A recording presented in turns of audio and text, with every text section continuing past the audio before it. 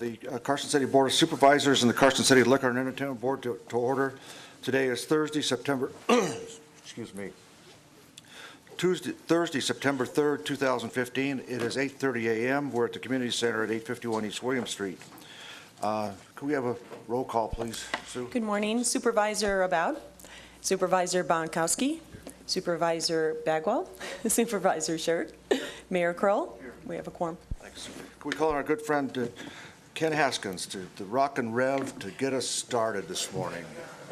What a pleasure. That you have a little doo-wop music played for you. Let's pray. Heavenly Father, we thank you for this beautiful day and for the opportunities that come with it. I pray for our mayor and the supervisors that you would be with them today, guide the decisions that they make, that they would benefit all the citizens of this city, and that it would improve the quality of life for all who live here. So be with them, I pray in Jesus' name. Amen. Amen. Bob McCullough, while you're standing, would you come up and lead us in the pledge, please?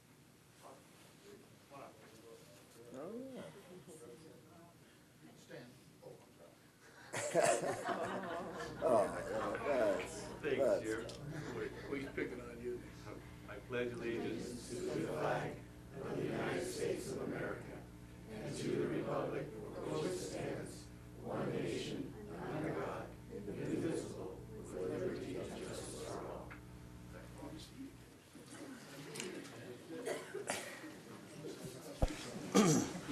Just live across the street from me.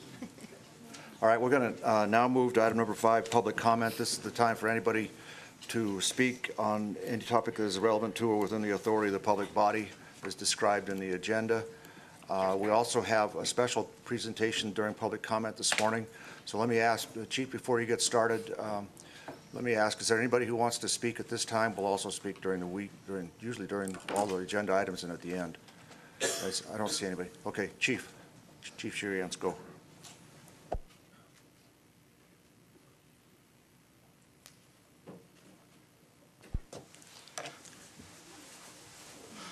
For the record, Bob Shreehan's Fire Chief, and I have Chief Terulli and Chief Charles. One of the things we like to do today is to recognize basically public safety, but also the fire department. And obviously, you know, the issues with Deputy Howe that we had, we're the behind-the-scenes group, and some of the guys who are here were the actual responders on that call. And those types of calls affect all of us, even from way back when to IHOP to here. And we just want to make sure that on behalf of the administration that we recognize our guys, and also that the board knows that we are the ones who are out there, along with the Sheriff's Department, who are working out there and to take care of these types of calls. The other thing we want to do also is to recognize all the work they did to put the funeral on. And our honor guard is here, and one of our guys who was instrumental in presenting the whole funeral and putting it all together is here, and we want to basically represent those guys and say thank you for all the work they've done, and to make sure that we can put a face, or you guys can put a face to the people who are behind all this and making sure it all happens. Some of the guys work tirelessly to put our engine into service, to be able to where we have to change a bunch of stuff to be able to put the casket in it. They worked night and day for 3 days to get that engine ready, changed all the flagging, polished it, shined it up, made sure everything was perfect for that procession that we had. So that's what we're here for today, and we just want to make sure that these guys are honored, that it shows that the administration is behind what they're doing, that you guys know what's going on, and also Sheriff Furlong will say something too. For the record, Sheriff Furlong, I obviously couldn't agree more with the chief.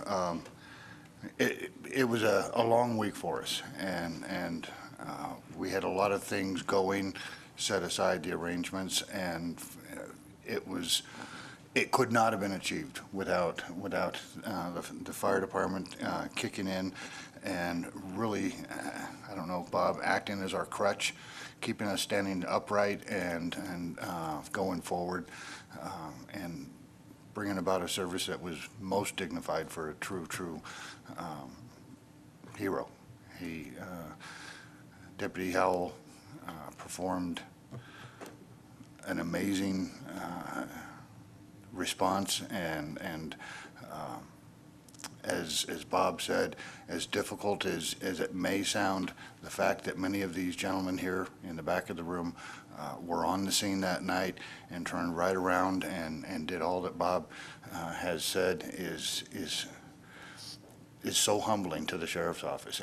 I just can't restate that enough, and I appreciate it, and I want to personally thank all of you folks for that.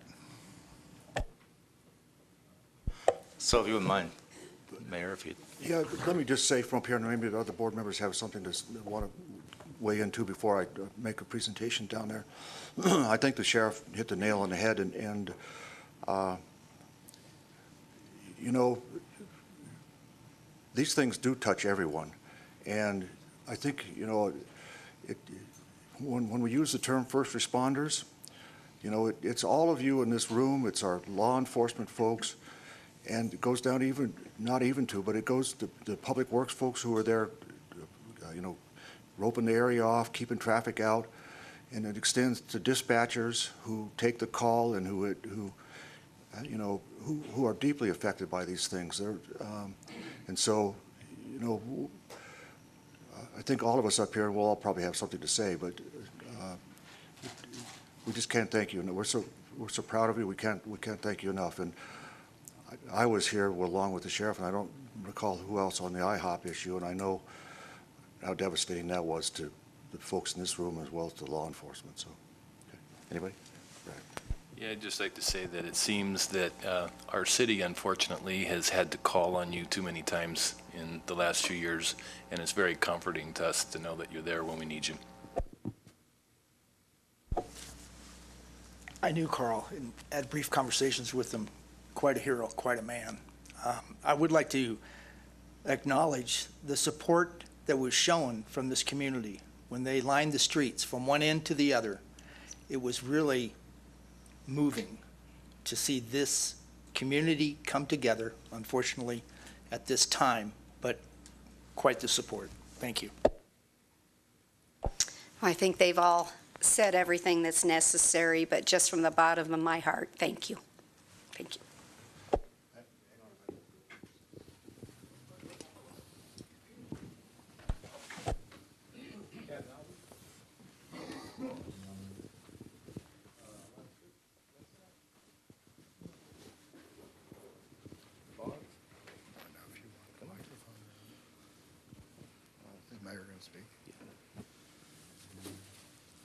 So, one of the things, Mayor, is you're going to have to use that so they can hear it. Testing. One of the things, Mayor, is some of the guys who were the first responders, who were actually the first guys on the scene, was paramedic Jeff Linscott was there.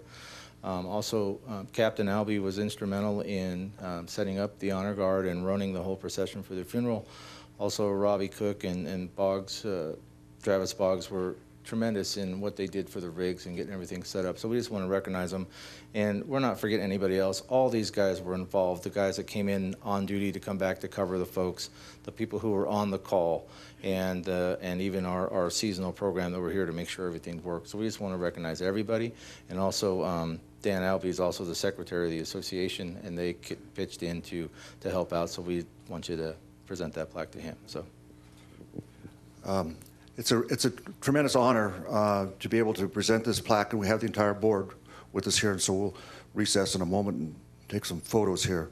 But on behalf of the community of Carson City and on behalf of the Board of Supervisors, let me present this to Dan Albee, and I'll read it as follows. It says, presented to the members of the Carson City Fire Department in recognition of your selfless commitment in these days in the days surrounding the loss of Deputy Carl Howell.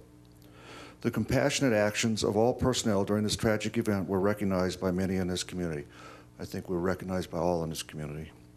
We are proud of our Carson City Fire Department family, deeply proud. Fire Administration, September 3rd, 2015. On behalf of our community, Dan, would you please accept this plaque for our, thank you.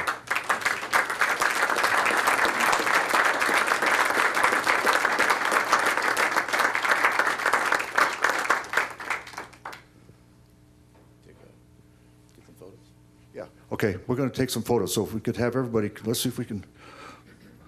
This is, Okay, we'll stuff them all in here. Come on, let's go. Come on. All right. We're going to be in recess just while we do some photos here. Let's go up here. Don't be shy. Don't be shy. I know, they're not.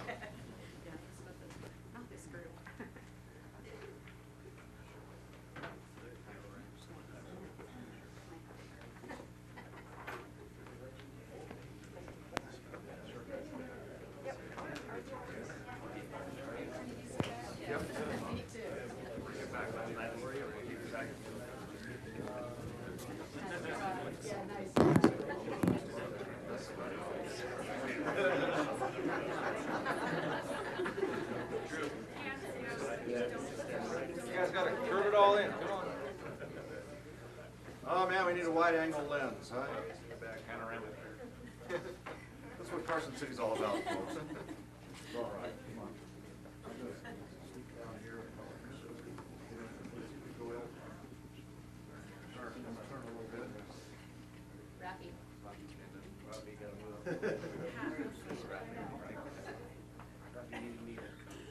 Cozy.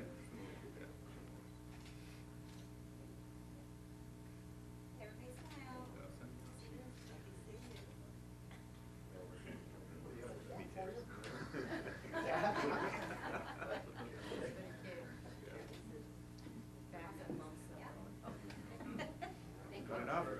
All right. Thanks again.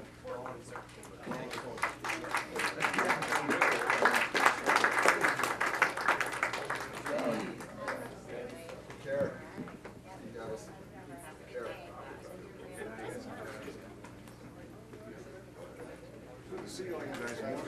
Look at that.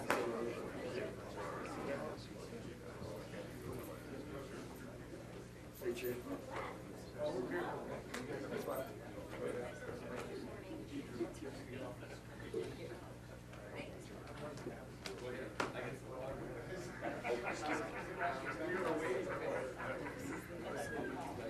I know. It's just that we're getting older. It's like, God, they look like they're in high school.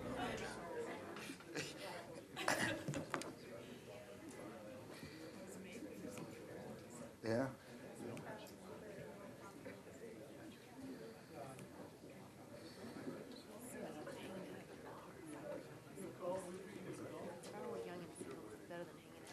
Yeah, really. You get to sit next to me.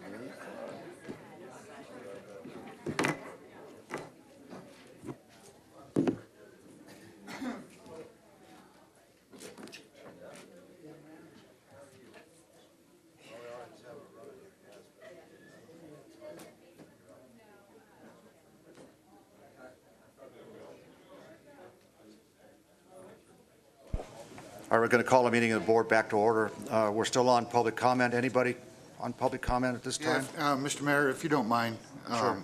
one other thing, because I messed up my computer and now I don't know what I'm doing.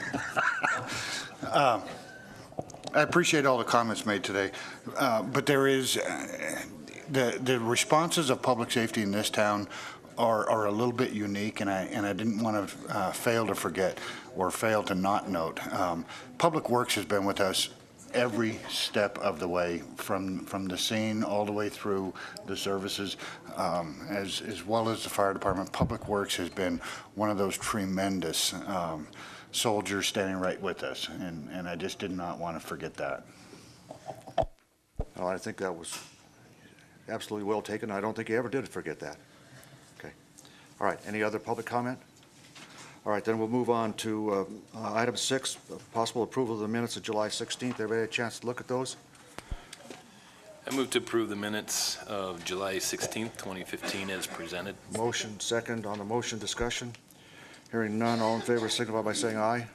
Opposed, nay. Carried unanimous. On the agenda, any changes? No change. Manager, board? Hearing none, unless there's an objection, we'll take the agenda as published. Let's move on to item number 8.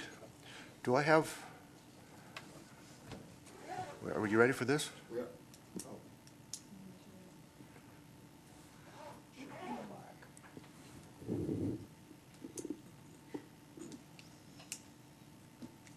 We may have to roll that to the next meeting, Mr. Mayor, That's what I thought. unfortunately. Okay. We are going, because we have something prepared for the sheriff here, and I don't want to overlook that. And so it's not, that's why I wanted to make sure that we're on track here. So we will take that up when we have our ducks in a row. Very good, okay. Let's move on to recess as the Board of Supervisors, and we'll call to order the Liquor and Entertainment Board. The record will reflect that all the members of the Board of Supervisors are here, as well as Sheriff Furlong. We have one missing. Karen's missing. Oh, Karen's missing, excuse me. Supervisor About's missing. We're on public comment under Liquor and Entertainment Board. Anyone? Okay, let's take up item number 12, the minutes of June 18th and July 2nd. Everybody had a chance to look at those. We'll take a motion to approve the minutes of June 18th. I move to approve the minutes of the Carson City Liquor and Entertainment Board for June 18th, 2015, as presented. Motion, second on the motion, discussion. Hearing none, all in favor signify by saying aye. Aye. Opposed, nay. Carried unanimous on July 2nd. Motion's in order. I move to approve the minutes of the Carson City Liquor and Entertainment Board for July 2nd, 2015, as presented. Motion in a couple seconds on the motion, discussion. Hearing none, all in favor signify by saying aye. Aye. Opposed, nay. Carried unanimous. Okay, let's now move up to item 13, community development, the business license for Blue Cafe. Lena, you taking this one? This item is to approve Roberta Ann Davies as the liquor manager for Blue Cafe LLC, liquor license number 16-30816, located at 240 East Winnie Lane. The Blue Cafe LLC is applying for a full liquor license. It's a full-service restaurant open for breakfast and lunch, and staff is recommending approval. Very good. Is Roberta here this morning? Come on up. Why don't you come on up and tell us a little bit about your business, what's going on, and yeah, please have a seat. It's my first time. That's okay. Welcome to the board. Oh, thank you. And you got to turn that little red, I got to press a button there so a little light goes on. That? Okay. Well, we started the end of June. We're open breakfast and lunch, as she said. Full-service restaurant, bistro style. We're hoping to open for dinner this fall or early winter. Weren't sure if we needed a liquor license at all. We first opened just doing breakfast and lunch, but we've had a lot of requests for it. We serve a lot of pasta, a lot of French food. Wine and beer would go along with that very nicely.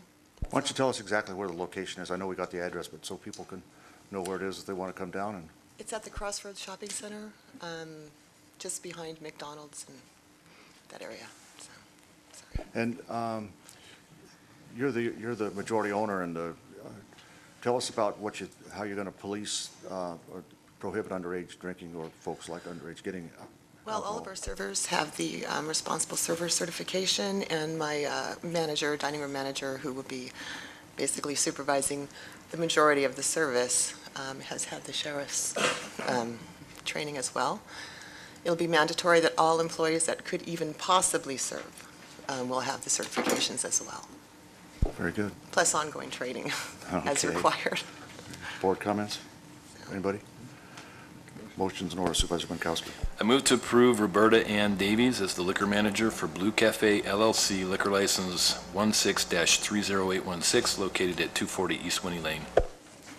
Motion and a second on the motion. Discussion? Hearing none, all in favor, signify by saying aye. Aye.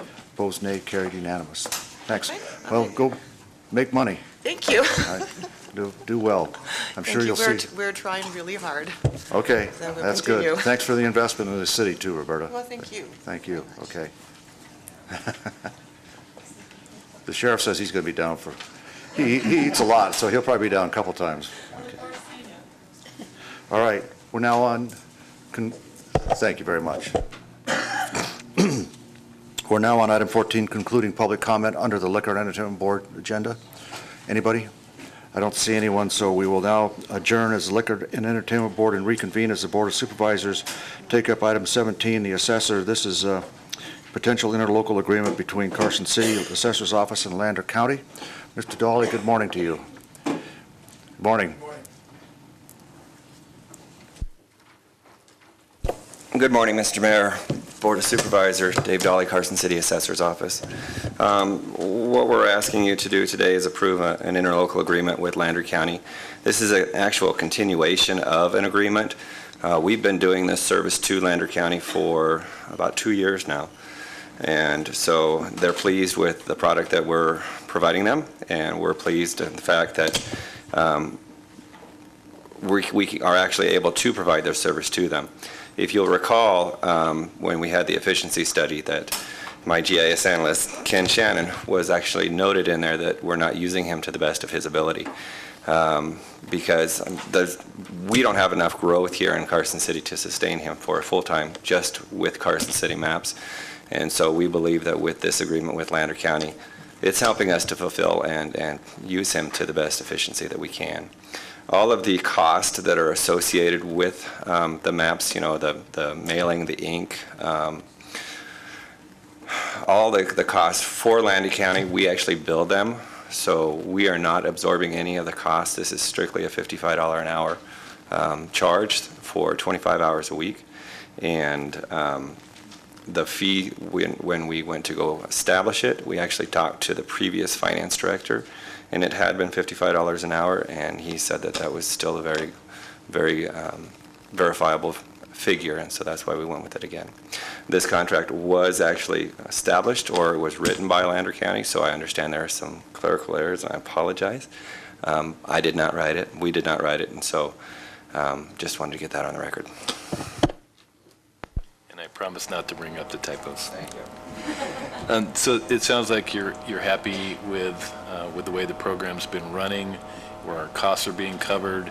I guess my only remaining question is this something that you want to revisit when the GIS contract changes next year, or is it 2 years? Well, I believe we will have to revisit it because this contract is only for another 2 years. I guess there's a lot of stuff up in the air right now as far as what's going to be happening with the GIS. So yes, I think we do definitely need to revisit it. Thank you. Anybody else? Do you have to travel to, is there travel time involved in this? Very rarely. I think he's been out there twice in the So last it's all 2 done, years. it's done remote then? Right. All right, that's what I thought, okay. All right. Anybody? Motion's in order. Resolution number? That's Resolution 2015 R36. I move to adopt resolution number 2015 R36, a resolution approving and authorizing the mayor to sign an interlocal agreement by and between Carson City Assessor's Office and Lander County Assessor's Office, which provides Carson City Assessor's Office to maintain, create, and update parcel data for Lander County Assessor. Motion and a second on the motion. Discussion. Hearing none, all in favor, signify by saying aye. Aye. Opposed, nay. Carried unanimous. Thanks, Dave. Thanks. Thank you. All right, let's take up the grant issue with NDOT for the possible purchase of a wheelchair van. Grants, who's got it here? Chief? Tom? We're growing so much that we need another van? For the record, Bob Shrihans with Tom Cerulli, Fire Department. What we'd like to do is kind of explain what this new wheelchair van is for and how it's going to work and what we're doing with it. So with that, I'll give it to Tom. Good morning. Approximately a year ago, we submitted a grant through the DOT to the Federal Transit Authority for another wheelchair van. We didn't think that was possible at first because we said, you know, we have currently 4 vans we use for our wheelchair program through CTH. But the 3 of those vans are used a lot every day. And we have a backup, a smaller van, which is a little minivan, that usually one of them are out of service for whatever reason, even preventive maintenance. And the hospital requires that, look, we need 3 vans every day. So it's quite the struggle to keep all 3 of those moving. So it was just turned into a little investigation. I wonder if we can get one more through DOT. If we use that for not just with the hospital, but use it through the fire department, when we get those phone calls from the citizens who ask, you know, I'm in a wheelchair, or my family member's in a wheelchair, my mom and dad are in a wheelchair. We can't transport them in the car or the truck or a taxi service. Or RSVP is a great provider in town, but they have issues with trying to move a lot of people that have the disabilities or medical issues. So we saw there was a great opportunity for us to fill that void that no one else has the ability to fill, and be able to give me another van should I need it to help with the hospital process as well. And the grant got approved, I guess, about a month ago. They called and said, the federal money is in, the state received the money, and now you're able to order your van. Are you ready to go? Well, absolutely. So I said, yes, we still want the wheelchair accessible van, and we're going to put it in our fleet to help run that program at the hospital, so we don't fall and falter on that agreement with the hospital, to move all of those patients, and to get our process moving here with the fire department, to try to help those people who call us, said, I'm at my wit's end, can you help me?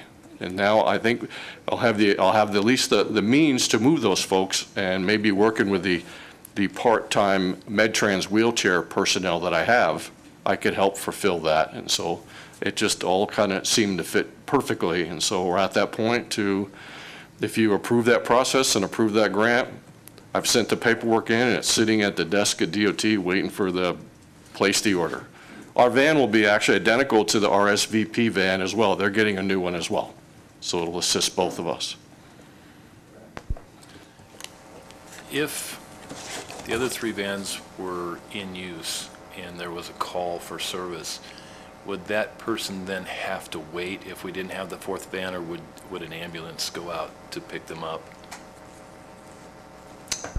I think with the other small minivan that I have, I will be able to have at least one more in reserve, so I don't have to deny somebody a movement. I will ask that hopefully they could give us at least 2 days notice, so I can schedule the van and schedule the driver. And should one of the other vans break down, I can switch over to that other minivan that we have in reserve as well, which they're kind of similar. And then there are some corrections to the information that we have in our package that I just want to read into the record. In the original packet, the floor mats were included in the option price, but they're not actually included. So the correct price for the option package is $3,045. On the late material that came out, it shows the grant amount as $42,611, but I believe it should be $34,088.80. Yeah, there was so much paperwork going back and forth with myself and the person at DOT that I calculated the accessories or the add-ons incorrectly, and then once you have a wrong calculation for the accessories you wanted, and each time I plugged the numbers in, the price of the van with the accessories, it came out right every time. I did the 20%. I'm thinking, I'm good. I checked it many times. I'm good. But you're always going to come up with a good number if you keep starting with the wrong number up front. So I did call the representative. I said, I really don't need to spend that kind of money on floor mats. I do not need the floor mats. So the second packet you received was the correct price of the van, the accessories we needed, and you are correct. The accessories will be $3,045. The total grant would be $42,611, and our portion would be $8,522.20. So the total price of the van is $42,611. Correct. Our match is $85,22.20, and the grant would be $34,088.80. That is correct. Okay, thank you. Good morning. My email I sent was just questioning, will the fire department need to increase staff to man this vehicle? No, sir. Right now, we have 3 MedTrans personnel that work for us. They provide the wheelchair service through the CTH. And when those 3 are working during the week, I have 3 others that are part-time on the weekends and per diem standby. So during the week, I'm able to use those 3 to operate our van through the fire department. And should it be on the weekend, I have the 3 full-time people that work during the week who said, I'd be willing to come in on the weekend should you have to move someone in a wheelchair for the fire department as well. So I have 3 and 3 to choose from, and not impacting our staffing at this point. Thank you. Okay. Any other board comments? Public comment? I got one thing, just so you guys realize that the current wheelchair van system that we have is contracted with Carson City Hospital, and it only takes their patients, okay? So to answer your question, if somebody calls and say, can we take them? Right now, we can't, because those are contracted through the hospital. The fire department doesn't have any ability to do it. With this van, now we can. So we're looking at changing a little bit the way we operate, just so you guys understand that, we're going to set up this wheelchair van through the hospital, not through the hospital, but through the fire department and through our EMS section, because we're trying to tier our system down. So now we're going to have, paramedics, and we're going to have BLS, and then we're going to have our wheelchair van, and try to schedule all those all together. Right now, we're using depending on what the workload is, we're going to see how this works with our MedTrans folks to run this particular van, and then we'll kind of see where we are with that. If it's busy enough to where it warrants somebody, if we have to have somebody all the time, then we'll come back and talk to you. But it's going to be able to pay for itself, so it won't be a cost issue. If that makes sense. Mostly. Mostly. Yes, go. So can I ask, when you said it'll pay for itself, do you mean you'll bill for a transport like you do an ambulance, but it'll be a step down, less rate for the public too? You won't have to charge them the full cost of an ambulance, Correct. right? We're trying to make one more way of moving folks who need it, but it's going to be a lot less than what it costs to have an ambulance out there. Okay, so you'll be able to provide service to the Carson City residents at a lesser rate? Correct. Okay. And Chief, while I got you there, sort of on reimbursement rates, I saw your name on a study about Medicaid reimbursement. You want to talk a little bit about that, about maybe increasing the amount? Sure.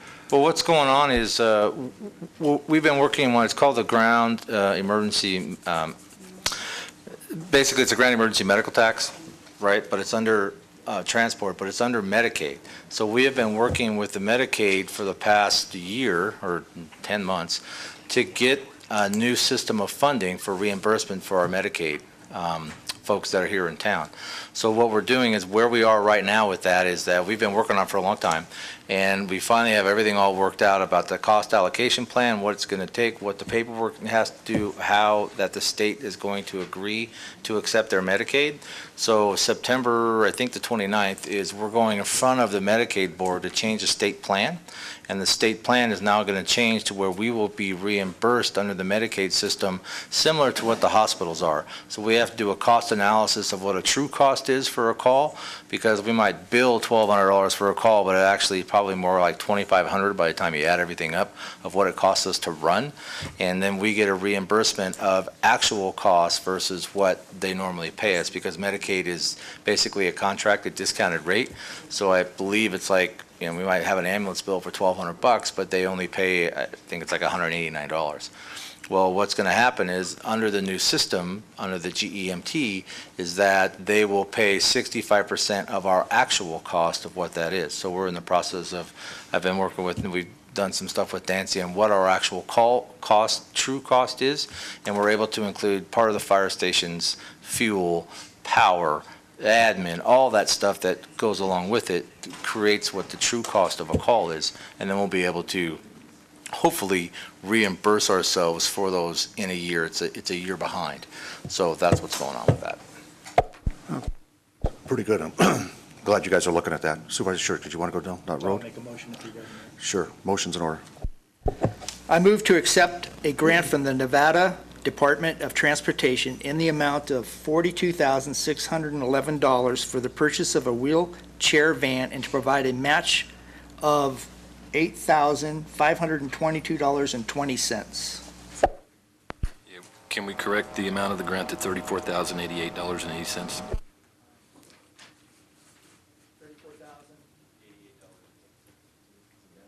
I stand corrected, and thank you.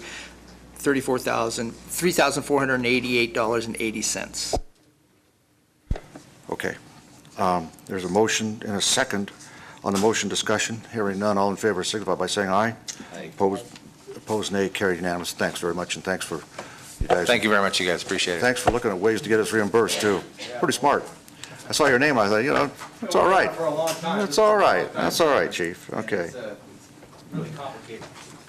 Shows you can take on those complicated tasks as well as putting out fires. Okay. All right.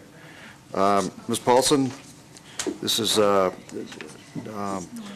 normal issue that we take on condition of each fund. Any member of the board have any questions about this? Questions in order. Nancy, can you just explain the amount under receipts for sewer operations, that includes some bond proceeds? Yes, that, Nancy Paulson, Finance Director. That includes approximately $6.3 million in bond proceeds that were issued in August. Other questions? Public comment? Seeing none, all, motion's in order. I move to accept the report on the condition of each fund in the Treasury and the statement of receipts and expenditures through August 25th, 2015 per NRS 251.030 and NRS 354.290. Motion, a couple seconds on the motion. Discussion, hearing none. All in favor, signify by saying aye. Aye. Opposed, nay. Carried unanimous. Thanks, Nancy. Okay, let's now move to purchasing, item 20A.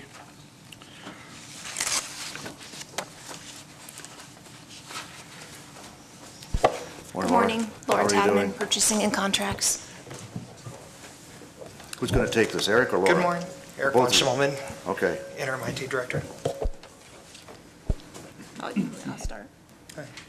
All right, this item, staff is recommending the approval of purchase order 2016-22 with Insight Public Sector for $200,000 and purchase order 2016-023 with SHI for $150,000 and purchase order 2016-24 with CVE Technology for $225,000 for software, hardware, and various computer devices citywide through Joinder Contract 1516-036. The various citywide operating budgets have a combined total of $1,434,718, and Eric is here to answer any other questions in regards to. So why don't you just, Laura, just highlight the numbers again, just summarize the numbers that we have and budgeted and what the cost is on this one? I think you just gave it to us, but The first one is for $200,000. there it goes. $150,000 and $225,000. Total $575. Right, okay, that's all. Just clarity of the record, okay. We got a couple questions, but before we, you want to go on this one or you want to wait till Eric talks? Go now. So these are blanket purchase orders. So we're not approving specific purchases. We are approving spending limits. That is So correct. can you go through the process of once the budgeted spending limits are authorized, what is the procedure for ordering specific items and the checks and balances to make sure that those are authorized expenditures?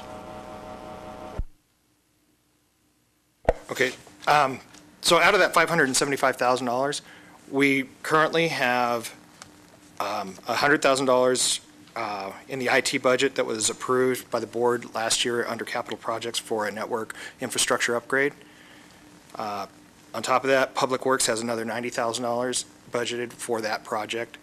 On top of that, we have the Sheriff Department. Their Tiburon project has $63,000 budgeted for computer and software upgrades in there. The remaining is $322,000 that we're looking for break fix and departmental level IT projects. They bring them to us daily, and we go through a process between IT and finance to validate that the departments have the appropriate funding available.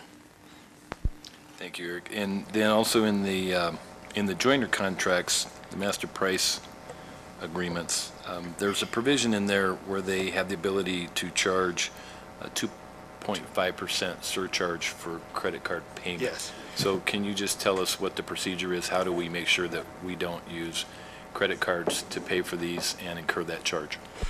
Well, the long and short of it is, I'm the only one in the IT department that has a credit limit that high, and that's for emergency purposes only. So internally, the control is by me. So nobody else on the staff has the ability to make that purchase.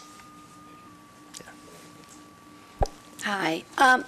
When I'm looking at the Insight purchase order, it indicates that you can purchase various computer hardware. When I actually look at the WISCA agreement, there is no hardware in that agreement. So you're only going to purchase the right answers from the right vendors, correct? Because there is no hardware, even though you're authorizing hardware on the purchase order. So just as a clarifying, they should match the agreements. But can you tell me last year how much you guys spent in break fix? Yes. Well, in break fix Well, or total this- to, so Insight, and so the question to Insight, we buy hardware and software. Now, all Under the computers, WISPA? software, and hardware are exempt from open competitive bidding. Right. Really, what we're looking for is a blanket purchase order because we're going to go over the $50,000 limit where we have to notify you per NRS and purchasing internal policies. So last year with Insight, we had a blanket purchase order that we had brought to you back in November. It was $200,000. We spent actually $186,000. So we were about 93% when we spent that last year. What about the other ones? What I'm trying to get at is how did you determine the amount to make the blanket?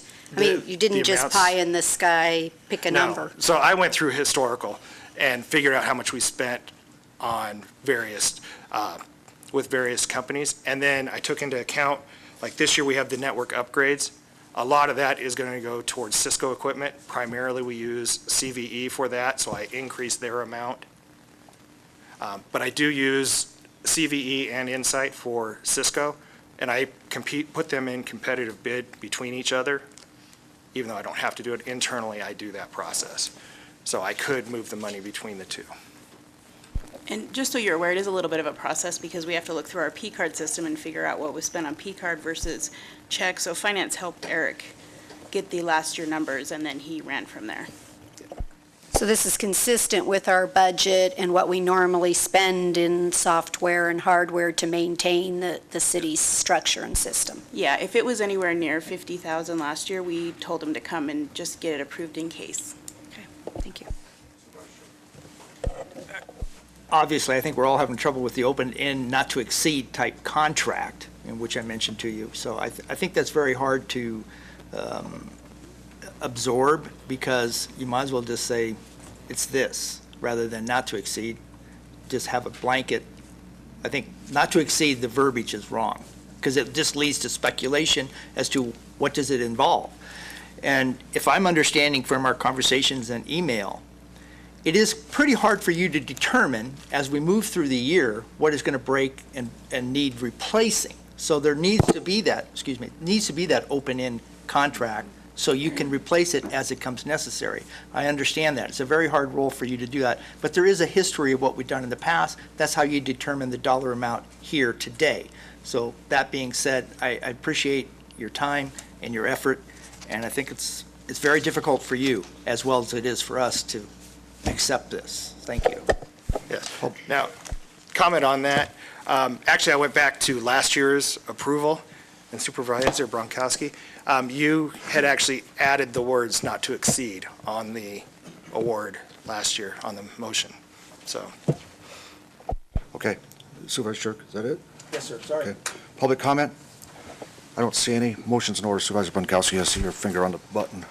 I move to approve purchase order numbers 2016-022, 023, and 024 for software, hardware, and associated peripheral equipment and devices through joinder contract number 1516-036 for an amount not to exceed $575,000.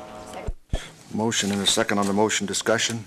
Hearing none, all in favor signify by saying aye. Aye. Opposed, nay. Carried unanimous. Thank you. Okay, Laura, stay there. All right. We'll now take up item 20B. This is Curtis & Sons, Inc., for the Carson City Fiber Optic Dispatch Public Works Community Center to Public Works. Who's going to take this? Oh, man. Laura, if you want to go ahead We gotta roll and this do the one. announcement, then we can go from there. All All right. right. Staff is requesting to award contract 1516-014 to Curtis & Sons for the Carson City Fiber Optic Project, dispatched to Public Works and Community Center to Public Works, for the bid amount of $290,203.50, with a 10% contingency of $29,020.35 for a total not to exceed amount of $319,223.85. $70,000 of this project is coming from the sheriff's account, which has a budget of $143,727.23. The balance will come from two capital project funds, which each have a budget of $131,107.50. This project was advertised on July 17th, and bids were opened August 17th. 2 bids were received, with Curtis & Sons being the lowest responsive and responsible bidder. And I believe we have many Public Works here to answer any other questions. Good morning, Darren Schultz, Public Works for the Before you record. get there, Laura, thank you very much for it. Thank you. That's kind of what we're looking for, and when we open these things up, give us the background of where the budget and money's coming from. I think, well done, so go ahead, Mr. Schultz. Darren Schultz for the record, Public Works. So there's a number of us here. There was a few questions on this item, and it spans several departments. So we're all here basically for questions. James can give a little bit of an overview as specifically what we're doing here, but that's why we're not trying to gang up on you. Okay, so you're available for questions then, is what you're saying? All right. Before we get down that road, let's see if there's any public comment. I don't see any. Okay, board, questions are in order. Go. You guys have my questions there? Do you want to just go into them, or do you want me to repeat them? They were mainly on the security of the fiber, and is this a redundant line, or is it a proprietary line, new line? And also, looking forward into the future, do we have the ability to use this line or multiple lines that are being installed to provide fiber service to the business community?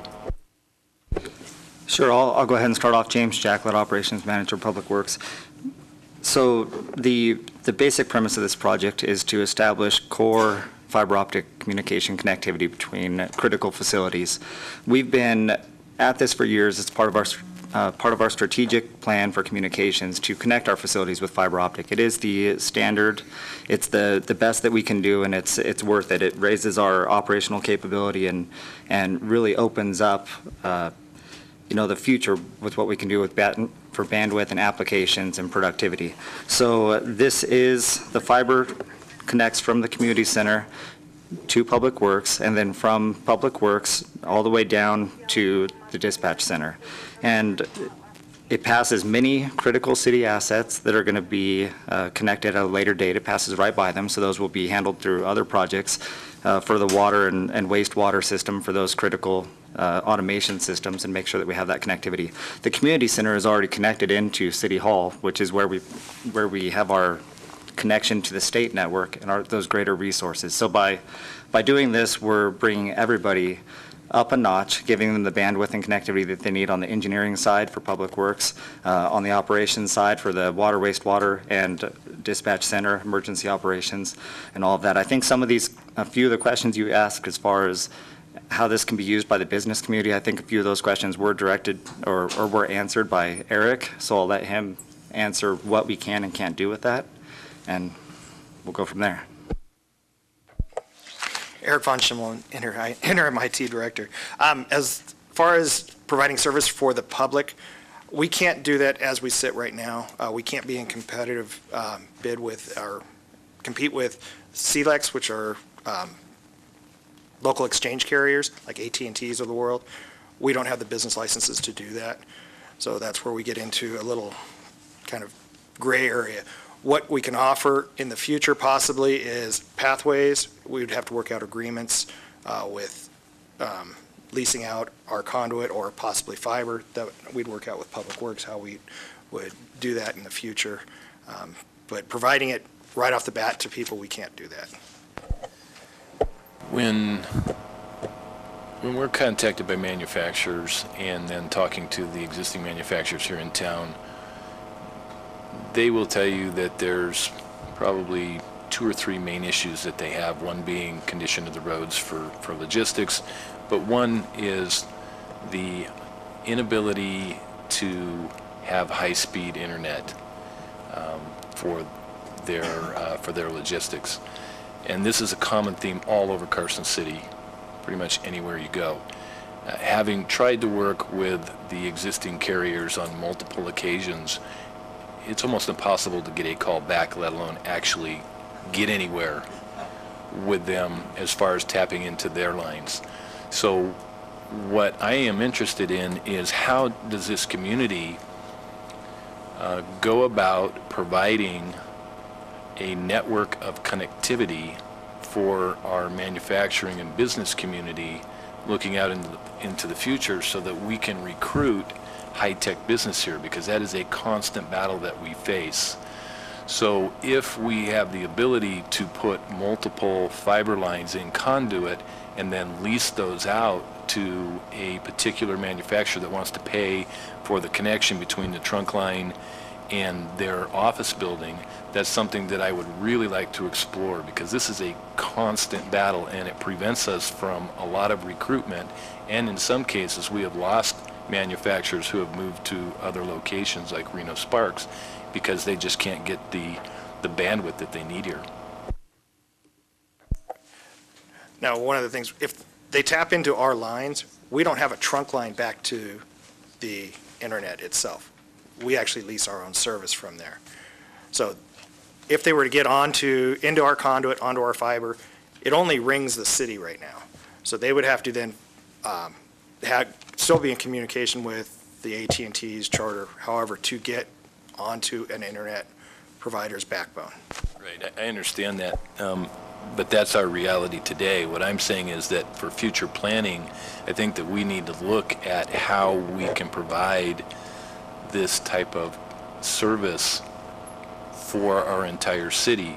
And I understand that we can't do that now, but there must be some sort of way. And when it comes to IT, I have very little knowledge, but I do know what the complaints have been back to us from the manufacturing community. So if there are ways in the future to provide some connectivity, I just think that we need to look at those in the scope of work. Yeah, I agree with that. I mean, I am looking into the future for that, and hopefully we can provide something to the business community. So just as a thought on that is, did we contact AT&T or any of the carriers to let them know we were going to be doing a project in case they wanted to parallel and use it while the lines were open and the roads were cut? Because I know that at the Carson Mall, we were trying to do this very thing so we could Wi-Fi the whole place, and it was, like an $18,000 bill to pull lines and stuff. So I'm just wondering, are we in contact with them to let them know when we have projects coming up that they might be able to piggyback, so the cost would be? Yeah, we don't talk to them specifically about fiber optic projects, but quarterly, we let them, all the utilities, know what our capital projects are and what we're doing, with the idea that we don't want to rip up a street and then them come in 6 months later and rip up the same street. So that effort does go on. We didn't reach out to them specifically and say, hey, do you want to put a conduit in this trench with us at the same time? We didn't do that. Just a thought for future planning, that it might not hurt to say we're going to be here, and you might be able to pick up some customers. With the installation of the fiber, will this allow for future growth and expansion? Yeah, so what we have in this project, the majority of the project is placing fiber optic cable in existing conduits that have been installed over several past projects. So what we've done is, with the transmission main, whenever we went in and opened up the road and put in a large water line, we added conduits there with it, with the future intention of populating those conduits. Those were not wrapped into those projects due to cost. So we're really fulfilling that. We're completing that project, something that we set out upon some time ago. And so with this, our de facto standard has been 2 4-inch conduits along any of these routes. And at this time, we're only utilizing 1. So we have that capacity in conduits and in infrastructure, which could allow and tie back into what you were asking about as far as other people getting in there. We've been making sure that we're putting in enough so that we're not going to hit our limits and, short side ourselves. And in the fiber optic cable itself, we have oversized that to allow reasonable growth for us. In the near term, it's beyond what we anticipate, but yet it's that happy medium where cost meets capacity. We have to pick a spot. In this case, it's 72 strand fiber. For a single link to work for building to building, you need 2. We usually run multiple for redundancy, reliability. So even if we use 12, there's those additional 60 fibers there that are available for use. And the thing is, with this infrastructure, the conduits are in place. They're the core infrastructure. This cable is the connection through that conduit. So if in the future we reach a point where 72 is not enough, or we have some other compelling reason to go in and add more, we do so. We have the space and the conduit, we have the other one, and that's normal in the industry. You come back and you upsize, and we have the hole in the ground, so to speak, the path between these places. We just populate it as required. And the conduit was laid by Public Works when they were doing excavation and replacement of water lines or sewer lines. That's, the conduit was placed at that time. Yeah, specifically this conduit that we're using that spans this, because it is a great length. We're talking about a lot of connectivity here. We really are making huge strides in our connectivity. So this conduit specifically was placed with the transmission main projects. And the tie-in down at the sheriff dispatch system down there, that's really going to be beneficial, but they are also coming to the table with funding to help with that part of the connection, correct? Yes, they have. You know, on the access and the ability to have high-speed internet here in Carson City to our manufacturers, I too have been contacted by a few. Maybe it's a possibility we could talk to Nevada Business Connections and NNDA and have them give us a list of the manufacturers that are having trouble, just a suggestion, and they can come back to us. And maybe we could work something out through those 2 entities to work, rather than have Public Works or city staff contact all these manufacturers. Maybe we could have somebody indirectly do that. Supervisor Shirk, I have been in contact with NNDA. I had a meeting with them last week, I think, Monday, with Danny Campo and Valerie Melendez, regarding just the fiber optic projects in the city. I think, Adriana, before you go too far down this road of public Wi-Fi and internet, we need to take a look at our ordinance we just redid and state law. And maybe there's a chance where, we want to think about tweaking that law. So just kind of keep that in mind. Okay. All right. Any public comment? Anybody? Don't hear anybody? Motion's in order. Who wants to make it? I want to thank you all for answering our questions. It's been very informative. I move to determine that Curtis & Sons, Inc. is the lowest responsive and responsible bidder pursuant to Nevada Revised Statutes, Chapter 338, and to award contract 1516-014 titled Carson City Fiber Optic Dispatch to Public Works and Community Center to Public Works. Could you come up with some longer names for these? To Curtis & Sons, Inc. for the bid amount of $290,203.50 and a contingency amount of $29,020.35 for a total not to exceed amount of $319,223.85. Motion and second on the motion. Discussion. I'd just like to say I agree with Supervisor Bunkowski that when I turn my computer on, I want unlimited bandwidth.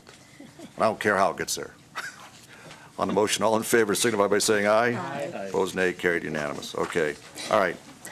Let's go to C. Laura, you're on this one. All right. Crack sealant. City Staff is manager? asking for approval of. Hang on, Laura. Wait. I'm sorry. Mr. Mayor, if I could, we've gotten a number of comments. Right now, the Brewery Arts Center is working on our webcast. It is our television, our video is currently being filmed on public access TV, but the web version of it is not available. So they're working the problem. We had a similar problem last night with the rack, but they're trying to troubleshoot it and fix it at this point. So it's on public access television, but it's not being streamed. That's correct. It is not being streamed over the internet. That's Granicus? Is that who does it for us? No, it's not Granicus. The BAC is doing it. Okay. We're looking at a potential option with Granicus, but. All right. Thanks. Public should know that. I'm sorry for the inconvenience. Okay, Laura, go. All right. All right. Staff is asking for approval of purchase order 8797 for crack sealant for the city roads from Maxwell Products. This is deemed to be a sole source, not adapted to award by competitive bidding. The current budget for the street fund account is $316,696.52. And this is for the amount, for a not to exceed amount of $125,000. And Public Works is here to answer additional questions. Anybody? Supervisor Bankowski, go. Darren, I remember this presentation from last year, and that this company, Maxwell Products, they have a proprietary liquidation system. Can you kind of go through that again for us so we understand why we're using a proprietary company and their product and how their cost relates to using other products? Yes, absolutely. Yes, it was only a year ago that we were here. So what happens for crack filling is we have a machine that's mounted on a trailer. It's pulled with a truck, and basically it has a big vat on the back of it that gets really hot, and we put this sealant, this tar material, into that vat, heat it up, and then we go out and hose it into the cracks to seal them up. So what happens is that every year we have to order the sealant, the tar. It comes in square chunks that goes into that machine. So there's a number of different products that you can use for this application. So the first thing we look at is we want to make sure that the makeup of the sealant, the actual tar, is right for our needs here in Carson City. So that takes you might be able to get 200 different types of blocks. And so then we look at what specification do we need for our cracks here, and that takes the 200 and brings it down to maybe 10 or 12.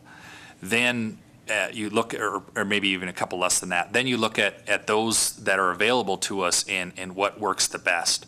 The reason we settle on Maxwell year after year is their product, they put a wrap on it, a very thin, skin-tight wrap on that block of sealant, that block of tar, and when it goes into the vat, it melts really, really good.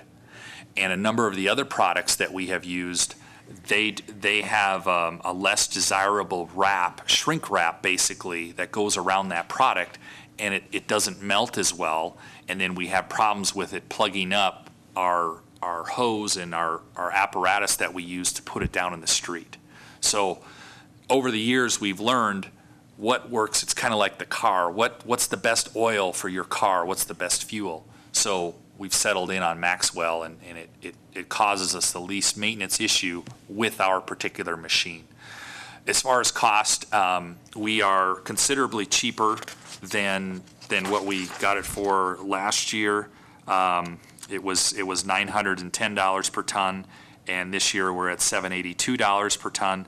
As far as how that relates to the competitors, it's right in there. Not high, not low, right in the middle of the pack. So we're comfortable cost-wise as well. How do you determine the amount of material that you order? Is it based on your projection of the upcoming weather and the length of the season that you'll be able to fill cracks, or is it just based on inventory on the shelves, or how do you come up with the number? It's based on previous years, what we've done, and we don't necessarily look at weather because it's just too much of a guessing game. So what we've done in previous years, we know there's going to be more demand than we can do. So it's just a matter of how much time we think our crews will have to put that sealant down, and that's our estimate. Knowing that we may have to, the idea is that we may need to get more. We would have to come back to you and say, hey, we put it all down, we got to order more. Ultimately, if we don't use it all, it's not something that expires. We would use it the following year. I'll save the rest of my questions. Thank you. So I'm just wondering, in light of the fact that we're adding an augment to your budget of about $370,000 for street maintenance, do you anticipate needing more? Because this is the very thing we were interested in in doing with the additional funds in the streets. So I'm just wondering, do you think you'll actually do more this year? Yeah, we are currently, as in today, we're working on that as to a plan as to how that's going to go. But we're, I don't want to get too far off the subject, but we're potentially thinking that work would be done by a contractor, not by, because we don't, it's more work to do, and so we would almost need to, then you have to hire more people to do that work, and we know that's a no-no. So we're looking more at contract labor for that type of thing, so we wouldn't be directly purchasing the product. All right, thank you. Thank you for answering my questions by email, and you really sealed them up really good. Isn't that ironic? I would like to know, this product that we're purchasing is the only product that could basically be used in the machine that we're using. Is that correct? And if that is correct, should we look at alternative equipment? Just a question. So it's not the only product that can be used in our machine. It has nothing to do with the brand that's on our machine, but this product works the best in our machine. So there's no reason we can't use the many other products available and put them in our machine. We've just found over the years that those seem to jam it up, plug it up more often, so we found that this one works the best and we're sticking to it. And regarding previous years, how much money you've spent on it, it is really how much money is generated in tax revenue and gas tax that would allow us to do more or do less, basically, right? That's correct. Okay, public comment? Anybody want to seal in on this one? Stealing my line. I did on purpose. All right.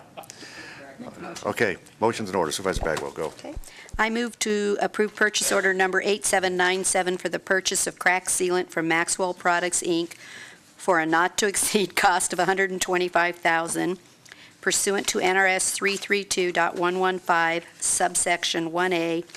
The Board of Supervisors declare that the contract is not adapted to award by competitive bidding. Motion and a second on the motion. Discussion. Hearing none. All in favor, signify by saying aye. Aye. Opposed, nay. Carried unanimous. Thank you. All right.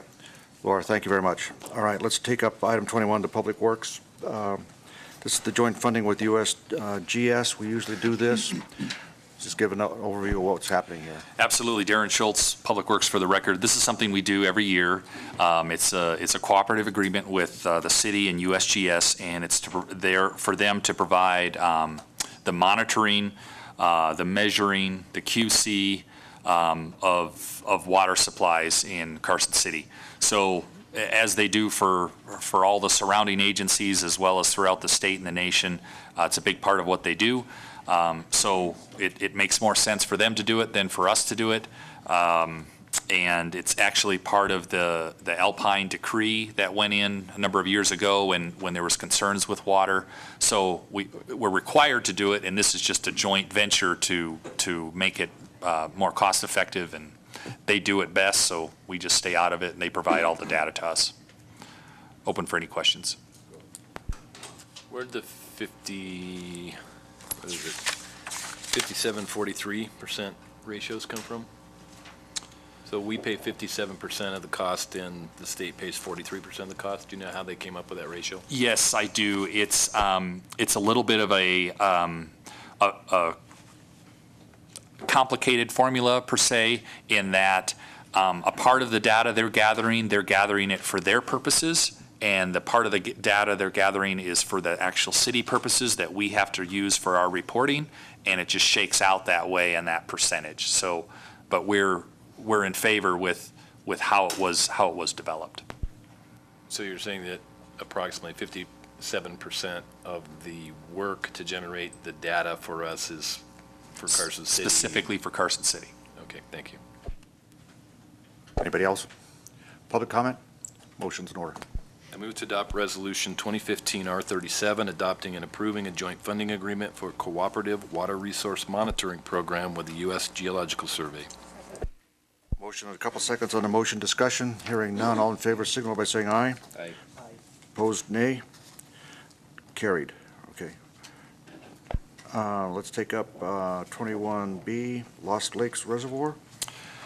Where is Lost Lakes? They're lost. That's why I asked the question, man. Go ahead, when you get through. Well, I'd like to turn this over to Rit, our water manager. Both B and C kind of come together. They're very similar, but he knows the ins and outs of it, so he can give you a quick overview of both of them. Rit Palmer, Water Operations Supervisor. Lost Lakes and Mud Lake are both alpine lakes up on Highway 4 towards, what is that, Echo Pass? Up towards Echo Pass. They're just alpine lakes there.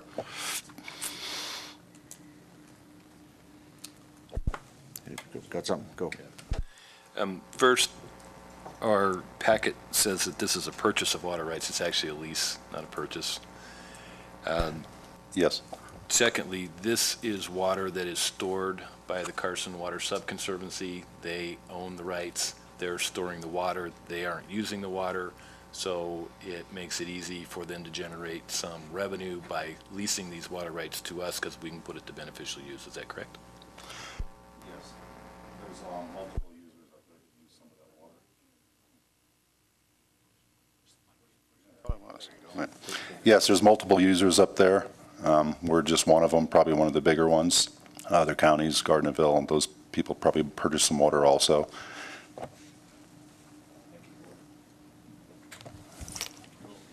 So this is ongoing. We've been leasing some of these rights before. It's not new water into our system. It's just the payment for the water in our system.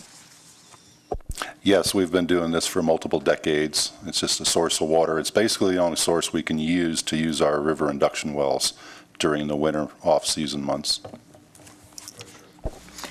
Thank you for your response earlier this morning, Darren, where you told me the water rights is 18,272 acre feet / year, and we anticipate using 11,660 in 2015. But these, as you went on to tell me, these two leases allow for surface water, which the city has been in short supply of due to the drought. So that's what these leases are for. It's not for any other purpose other than to help accommodate the surface water, which we have been in short supply of. Right. We're not, the idea is that we're not running out of acre feet of water for the city's use in general. We've obtained enough. This is just a matter of, as like Rit was explaining, it goes into the river and we can take them out down below the river as surface rights. It's a much easier, better way to get our water. So that's the only reason we're doing it. Thank you. Public comment? Anybody? Board? Motion's in order. Who wants to do it? I move to authorize the mayor to sign a one-year Lost Lakes Reservoirs water lease agreement between Carson City and Carson Water Subconservancy District. Motion, second on the motion. All in favor, signify by saying aye. Aye. Opposed, nay. Carried unanimous. Thank you. Let's take up the next one, Mud Lake. Same comments on Mud Lake? Public comments? Board, additional comments? Don't see any motions in order on Mud Lake. I move to authorize the mayor to sign a 5-year Mud Lake Reservoir water lease agreement between Carson City and Carson Water Subconservancy District. Motion, second on the motion. Discussion. Hearing none. All in favor signify by saying aye. Aye. Opposed, nay. Carried unanimous. Okay, let's take up Parks and Rec, open space, park ranger position. I think we'll just push through, folks, and if anybody needs a break, let me know and we'll take a break, but you need a break? See how long this lasts. Huh? Jim, what do you want? No, You okay? no, You okay? All right. Yeah. All right. Thank you. All right.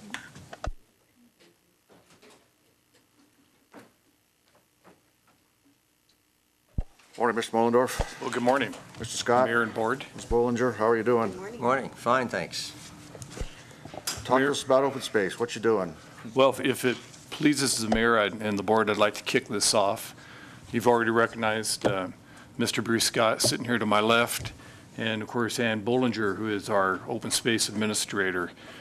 I'm going to just give a little kickoff, as I mentioned before. We'll turn it over to Ann. Ann has a very short, brief PowerPoint that she wants to show the board that's going to talk a little bit about the importance of the position that we're requesting and how that fits over into the overall picture, the big picture of the Open Space Advisory Committee.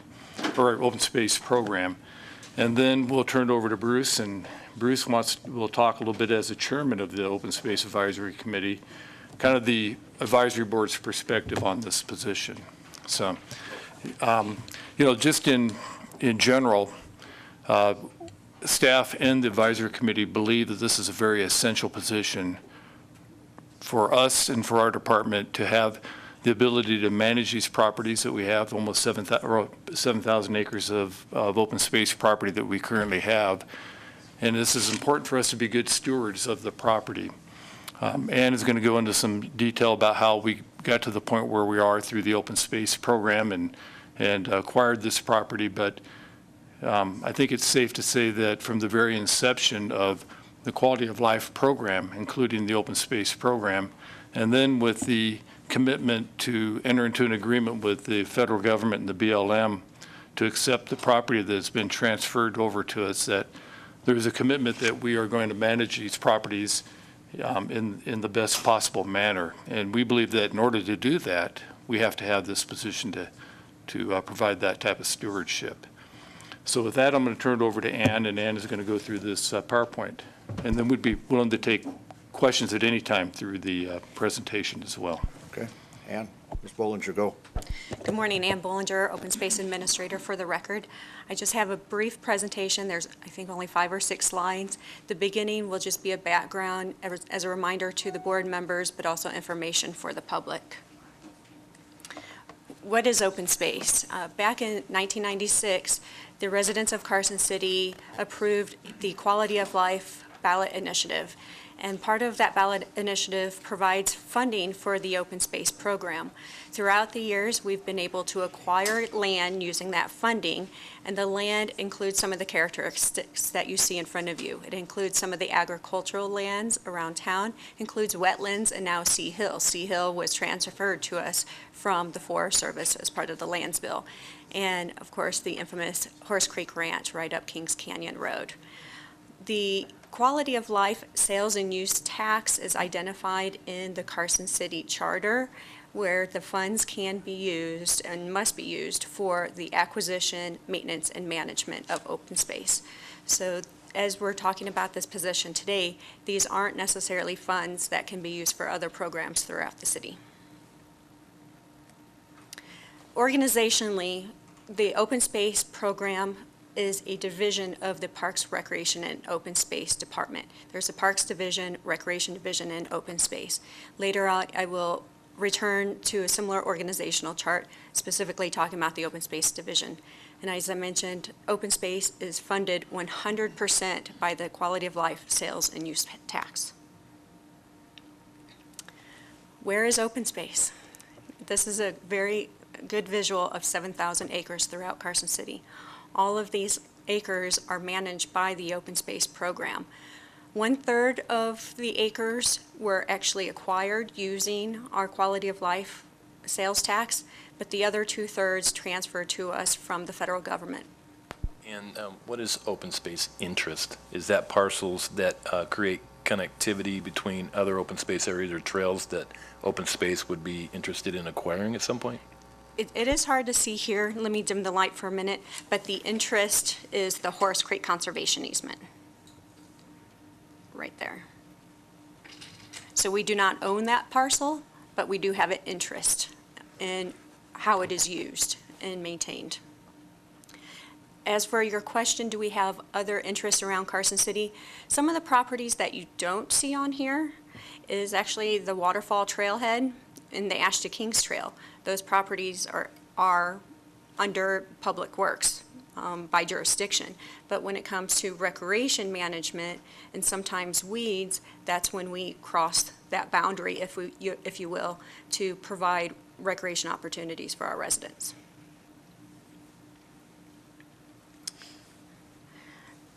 So this map is one of the reasons that we feel that there's a need for the park ranger position.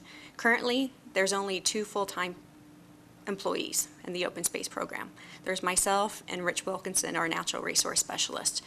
With the gain of 7,000 acres now under our control and we're still looking at a few more acquisitions or trail projects, our responsibility will continue. During the lands bill process back in 2006, if any of you attended the public meetings, and when the proposal was presented to the board at that time, there were statements and commitments by the city that we would be able to maintain our lands. So with these lands come a number of activities. Silver Saddle Ranch has structures. There's 15 buildings on the ranch. The one in the picture is the Red House. It can be used on a limited basis for meetings. There are events, mostly at Silver Saddle. So by acquiring that property, we also acquired the events that happen. There's currently about 10 regular events that happen out there. The one in the photo is the Escape from Prison Hill that occurs each spring. Also throughout our properties, not only do we have hiking and biking and trails to maintain, but we also have illegal camping, dumping, fire rings. And the photo on the bottom was an abandoned trailer out in Carson River Canyon about 2 months ago. One of the reasons we are asking for a ranger position and what their responsibilities would be is when they come across similar dump sites as this, abandoned trailer or a car, that they will have the knowledge and the training on how to research VIN numbers, work with the sheriff's office, find the owner, contact insurance companies, get it removed, and if that is not a resource, then work with the tow companies and we can continue down that road. A ranger will be expected to pack up trash. If they're coming across the dump sites as this, they will be expected to pick up trash and not just drive past it.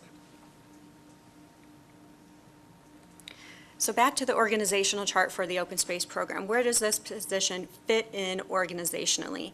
Everything that you see up here, except for the ranger position, is existing. So my position as the open space administrator, I am in charge of the open space program. I review the budgets. With the Open Space Advisory Committee, we recommend those budgets to the city manager and to the Board of Supervisors.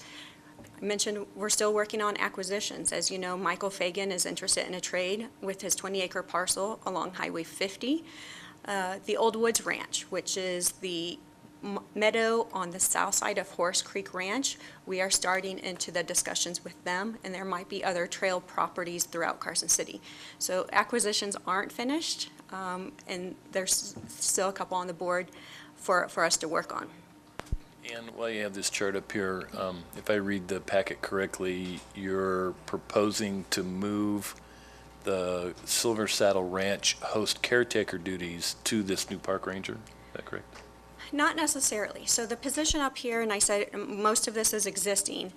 The Silver Saddle Ranch host caretaker, in a sense, is a carryover. When it was BLM, they had a person who lived on site for that added security.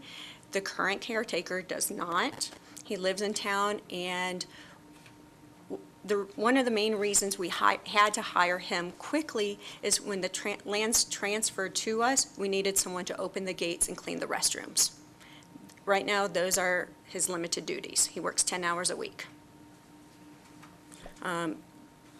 Perhaps some of it could transfer to the park ranger, but if the park ranger is only working 8 hours a day, we will still need someone to either open or close the gates. He won't be there for both of those times. So it would be shared, then the duties would be shared between the park ranger and the current host caretaker? I would see them as separation of duties.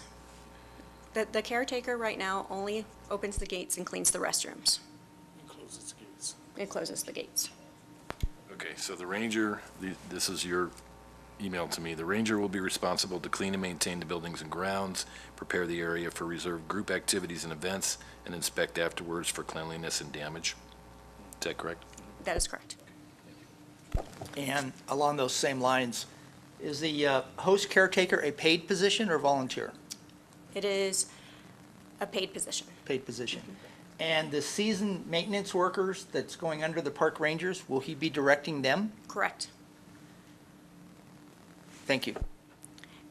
And since you did ask that question, we do have 2 seasonal maintenance workers that we share with the Parks Division.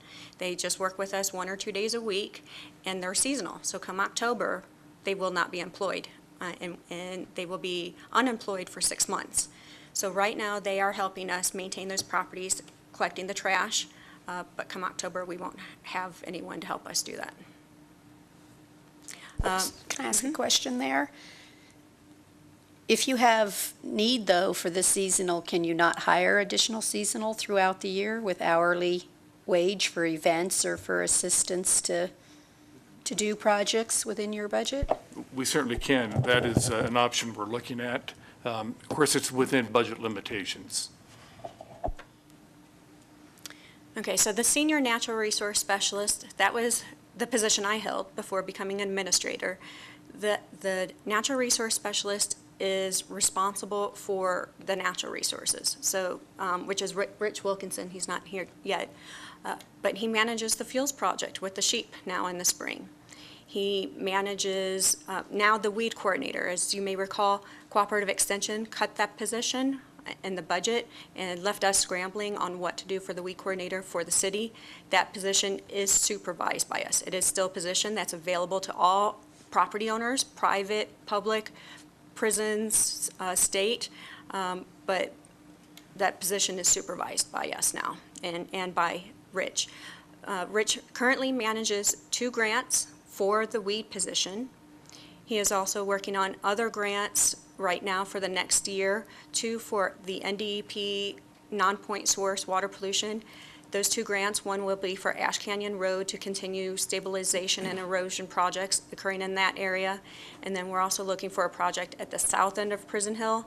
The last big rain event we had took one of the dirt bike trails and eroded it down 3 feet. It's now a small canyon, and it went straight down into the river, threatening Golden Eagle Lane, washing out Golden Eagle Lane. So he's writing a grant for that.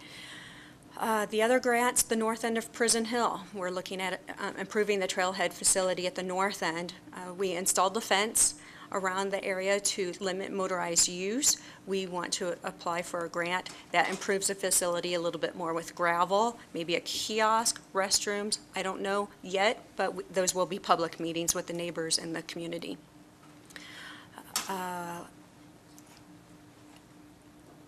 Rich also helps other divisions and departments. All of you have heard about the disc golf course. One of Rich's responsibilities with the disc golf course is to work with the Parks Division and with the advocates to minimize impact. As I recall, Brad, you were concerned about people walking all over, and we did not want a disc golf course that looks like Rancho San Rafael. So with Rich's background, how can we minimize that impact? Through Leave No Trace campaign and education. Okay, so the park ranger, how does this position fit in? As I mentioned, they would be on patrol.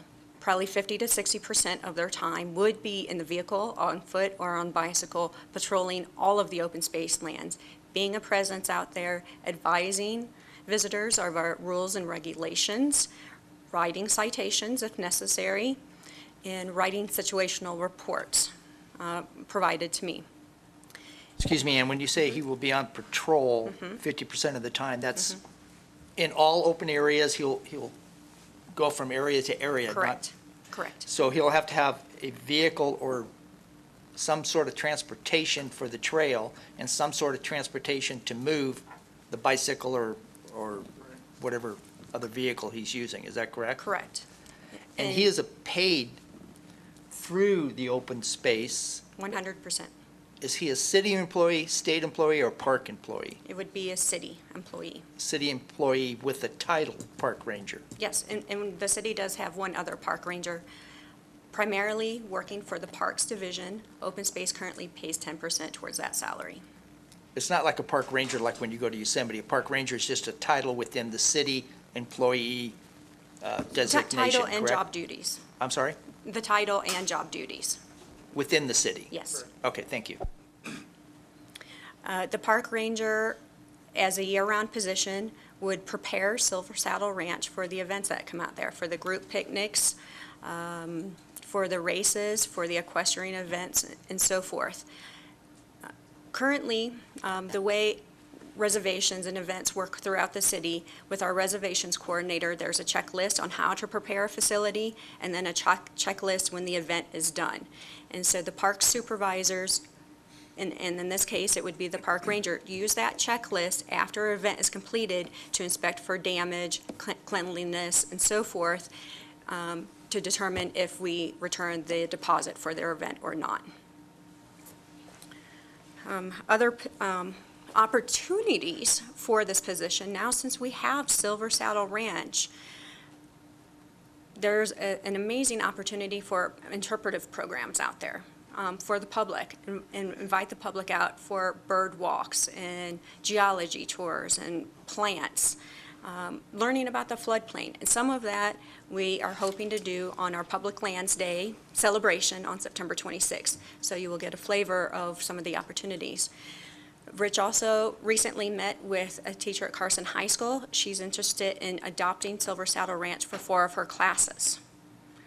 So there's a lot of educational opportunities. And generally, okay, and then we talked briefly about the Silver Saddle Ranch host/caretaker.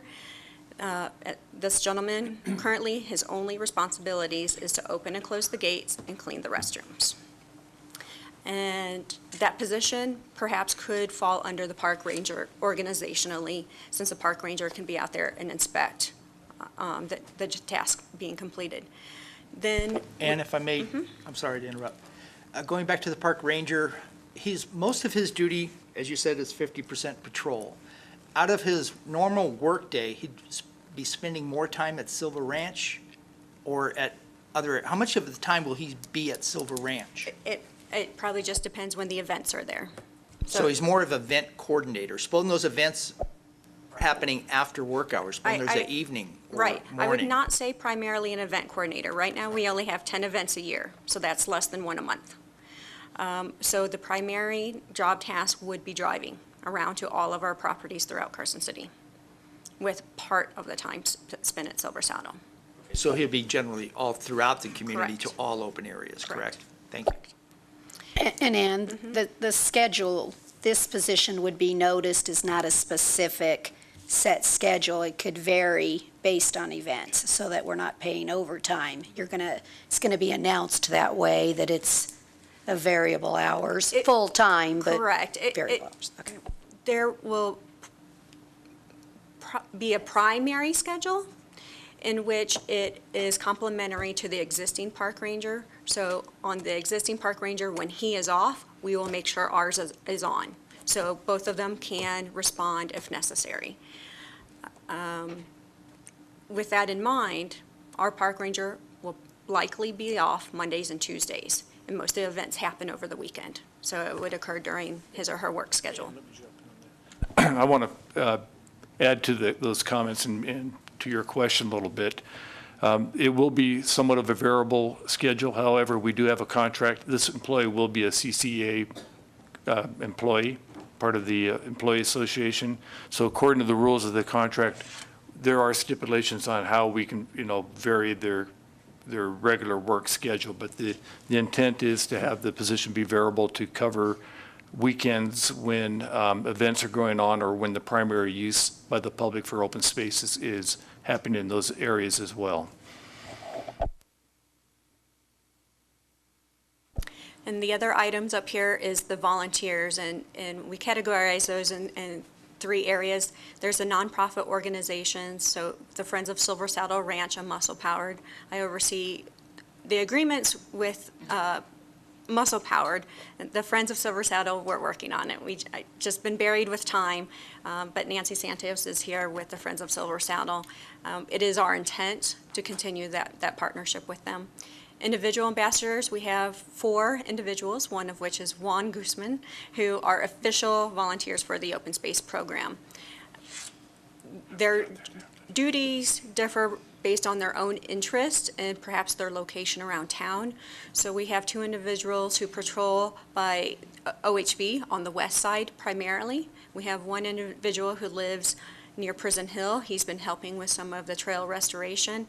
And then Juan, other duties as assigned, and right now he's helping us to plan the celebration out at Silver Saddle Ranch. And then the special projects, the Kiwanis Club, Pine Nut Mountain Trails Association, and Scout projects. So most of this is existing.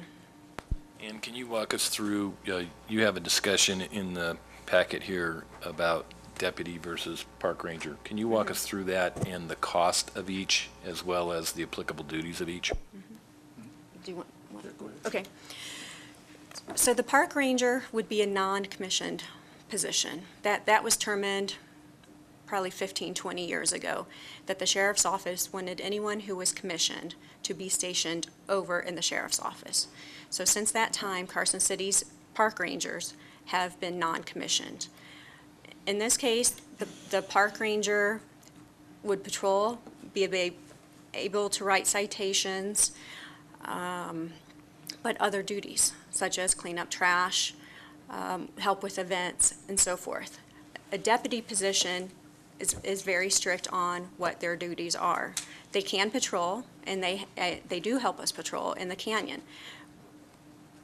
Our park ranger, current park ranger, when there are situations that need additional assistance, he has called upon the deputies in the sheriff's office. So that is a resource that I expect would still be available for us. The park ranger would report to me, a deputy would report to the sheriff's office.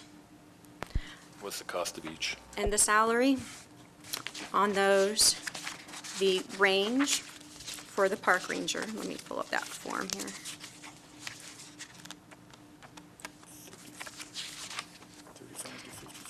The entry-level salary for a park ranger is $36,266 with the high $54,399 plus benefits, so about 40 to 45% benefits on top of that. A deputy begins at that high salary.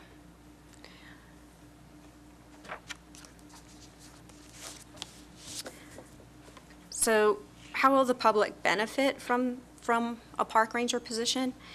We made a commitment to our residents that we could maintain our lands. Some of that commitment means cleanliness, safety, and the event opportunities. In anticipation for this day, both staff and the Open Space Advisory Committee identified this need in the draft management plan for the Carson River. We identified it on our work plan for this year. And the Open Space Advisory Committee supported this unanimously with a recommendation to the Board of Supervisors. And we did budget for it in our undesignated line item. There is $150,000 identified there. The reason it was not identified in salaries, because as we went through the budget process early in the year, January, February, we did not know that these lands were transferring to us. We've been expecting them for 5 years. In March, we got the notice, but we did budget it, and we're ready for it to be transferred. So at this time, if it's approved by the board, it would be a manner of transferring the funds from one account to another. And IFC's approved this already? Yes. Yes, they have. So one of the duties, our park ranger does not have to wrestle pythons. We do not live in the Everglades. And with that, I can turn it over to Bruce Scott, who can provide comments from the Open Space Advisory Committee. If I may ask a couple of quick questions before. You had mentioned funding was set aside, so you've kind of anticipated this, and the money's been set aside, as you said, and ready to go to this position. Is that correct? That is correct. The current park ranger, what is his duties? What does he do? Patrol only, citations, and working with the sheriff's office. The reason those job duties are a little different is because the Parks Division has a lot more support staff for their parks. So they do have people who can prepare facilities for events. They do have maintenance workers. So the current position, park ranger, just goes around from city park to city park. Correct. Enforcement only, no other duties, correct? Correct. Unless Roger wants to expand on that. That is correct. That's his primary duties. He also provides assistance during special events that are held in the parks as well. The anticipation for the new appointment, new park ranger, is that he will be there for enforcement or citations.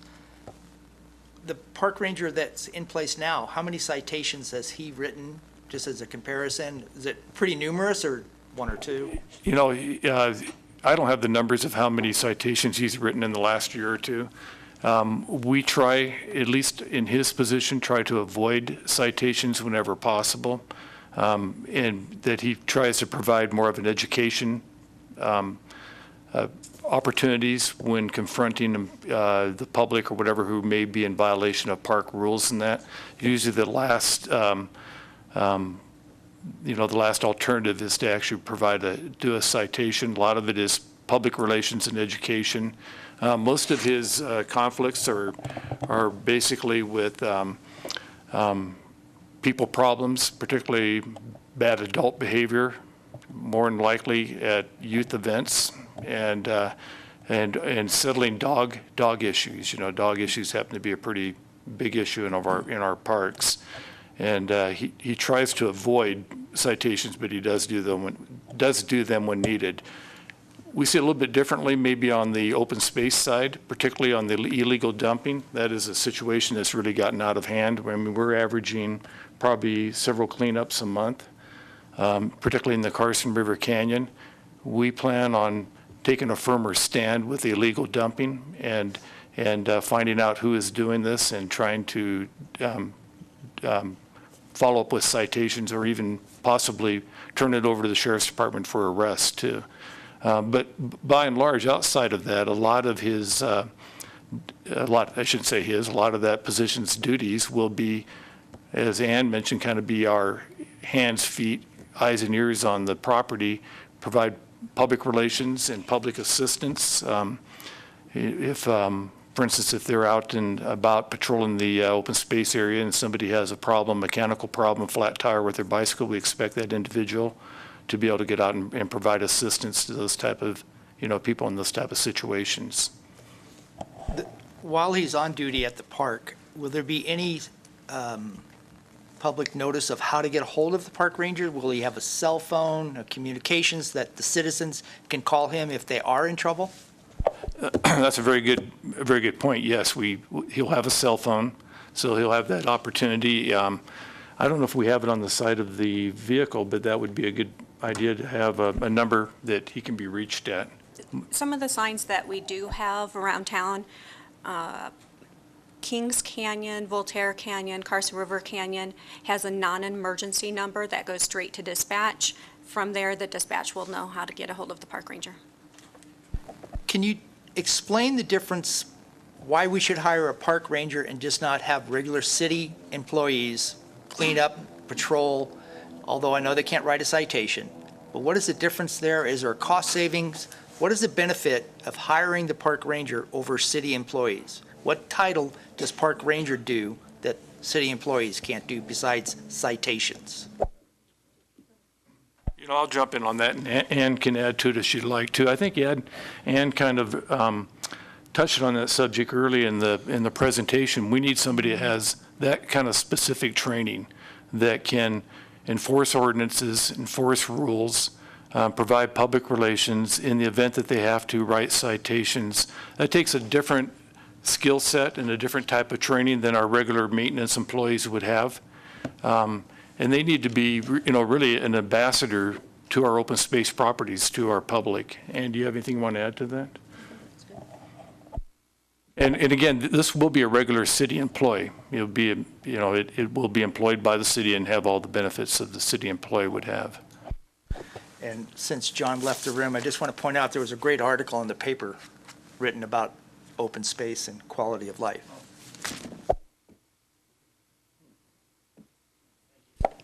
Maybe just to cut to the chase a little bit here, and you can talk to us, Bruce. This fits within the overall goal sets and planning that open space has been doing for years. Is this on the path of where the committee itself has been looking to deal with open space? That's really what I'm interested in, is that. Sure. Glad to respond to that. Bruce Scott, I'm the chairman of the Open Space Advisory Committee, and pleased to be here. We've touched on the idea of moving from acquisition to management in several of my discussions with you over the last couple of years. It's pretty well been precipitated by the final conclusion of the acquisition of lands from the federal government. You know, in many ways, park ranger is probably, we don't have a good term for this person. We need another management element. We basically have a resource manager. We need somebody who can really put a focus on getting us into the management business on the ground with respect to not only the new acquisitions, which are significant, but also with regard to the ones we have. This is very much in the vein of what the Open Space Advisory Committee has envisioned. We're a pretty frugal group, and if we can go back to this one, we basically have two people. This would be a third person, frankly, and I see him as much of a beginning management person for the on-the-ground. What do we need to do in all of our open spaces, whether it's signage, whether it's patrolling, whatever it is. We've got a landmine out there with regard to what's happening with these spaces between, you know, along the river and at Silver Saddle with regard to dumping, with regard to education. People have used those areas for a long time, and we need some gentle education to bring people along and also to educate them about their open space and to take some pride in it. And so the Open Space Advisory Committee coming to you as a recommendation for a new position doesn't come lightly. I really see the value in seasonal workers and other much less expensive personnel to help accomplish what is clearly a much bigger management need than this one person can serve. But I see them as taking the lead in becoming, in effect, the on-the-ground manager as well as the on-the-ground eyes and ears for some pretty big responsibilities that we've taken. We've been somewhat critical of the care and maintenance that has happened at Silver Saddle, for example, under the federal government, and they have serious limitations, and we understand that, and I don't say that to be critical, but frankly, I think people in Carson City deserve better open space than the federal government was able to maintain, and I really hope we can begin to set the tone for Carson City with this position and the management, effective management of what we can do building on this. But you're not going to see a lot of recommendations from the Open Space Committee until we think we're sort of past the point where we really could use them, as opposed to we want more. I mean, you've got as I said earlier, you've got a pretty frugal group there, and frankly, I think this is a critical position. And I'm happy to answer questions. Who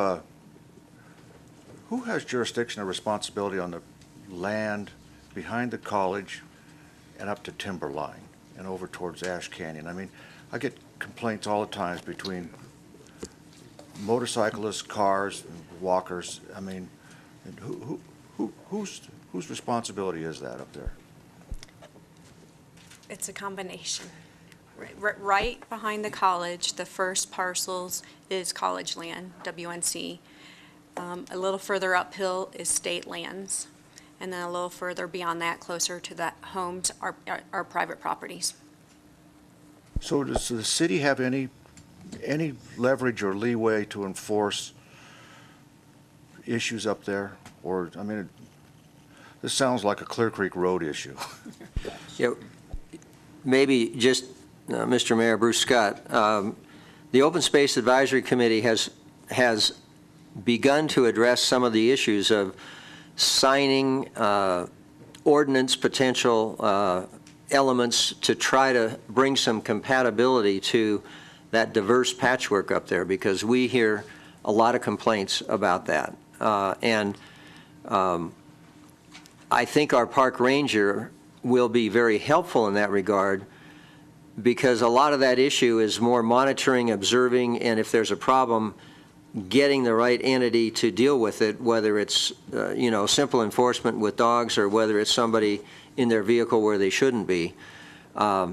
My suspicion is, from a practical standpoint, we'll have a bigger presence up there, begin to address some of those issues without getting too concerned about whose jurisdiction it is technically, while we go through a longer process of sort of sorting through any city ordinance requirements that might be necessary in the bigger picture for, more legally based enforcement, because 99% of what happens is just either getting a license number or following up with somebody or trying to, educate them, but it's a patchwork.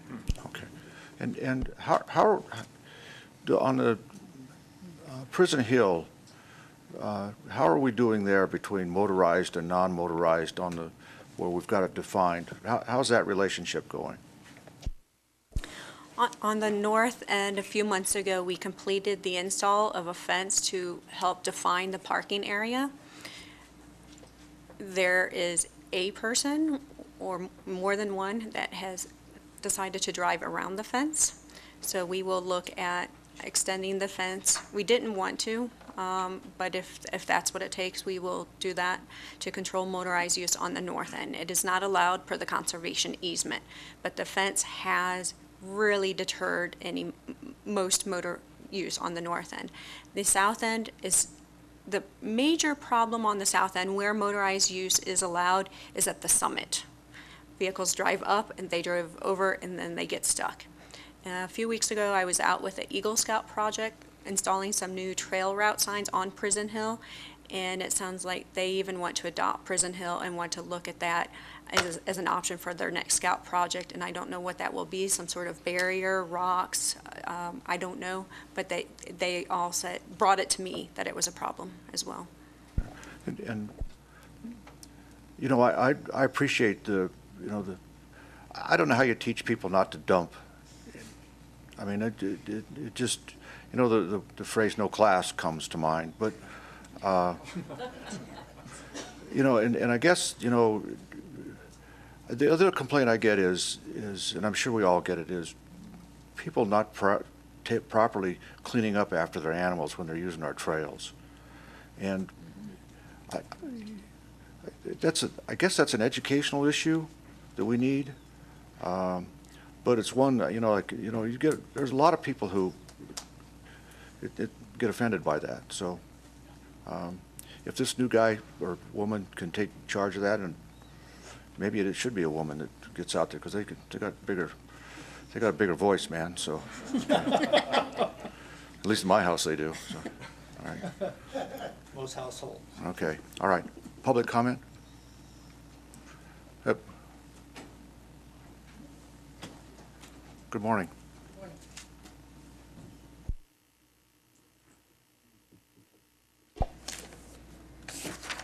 My name's Nancy Santos. I'm the president of Friends of Silver Saddle Ranch. So I've written a letter to the Board of Supervisors, and I just want to kind of go over what I have here regarding the park ranger. So on behalf of the Friends of Silver Saddle Ranch, I'd like to encourage the Carson City Board of Supervisors to accept the recommendation from the Open Space Advisory Committee and approve a full-time park ranger position dedicated to the Open Space Division of Carson City Parks and Rec. Now that Carson City is responsible for managing Silver Saddle Ranch and the additional approximately 3,500 acres associated with the open space acquisitions, it is essential that the Open Space Division have a full-time park ranger that can monitor all open space properties, including Silver Saddle Ranch and their resources. The draft Carson City Open Space Parks and Management Plan states that with the acquisition of these additional open space properties, including Silver Saddle Ranch, that there will be a need for additional staff, including a full-time park ranger and a part-time caretaker, to provide a balance of resource protection, passive recreation opportunities, and interpretation and environmental education. And all these things are really important out there. Some of the park ranger functions that we see as essential include identifying resource problems, developing solutions, implementing projects for resource preservation and rehabilitation, including noxious weed control, patrolling the parks, open space, and other jurisdictional facilities for the purpose of controlling crime, preventing and detecting violations of laws, and assisting in making arrests. Explain and interpret park and open space ordinances, rules, and regulations. Education, again, on that is really important. If they don't know, they won't abide by the rules. Collaborate and maintain working relationship with community members, volunteers, committee members, agencies, and stakeholders. Report facilities and trails maintenance issues, and respond to emergencies as parks and open space. Safety, again, is important that they're out there to help people that need their assistance. So in closing, we'd just like to encourage the approval of the full-time park ranger for the Open Space Division of Carson City Parks and Rec. And we believe without it, at a minimum, one full-time on-the-ground Carson City staff management and protection of Carson City open space will not be provided the protection or offer the services that should be available to the community. Thank you. Very good. Good statement. Thanks.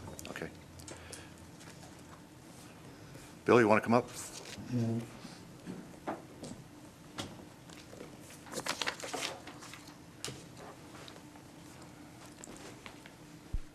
And thanks to your folks at Silver Saddle Ranch. Do a good job out there. Thank you. All right. Thank you, Mr. Mayor, Supervisor. My name is Bill Kraus.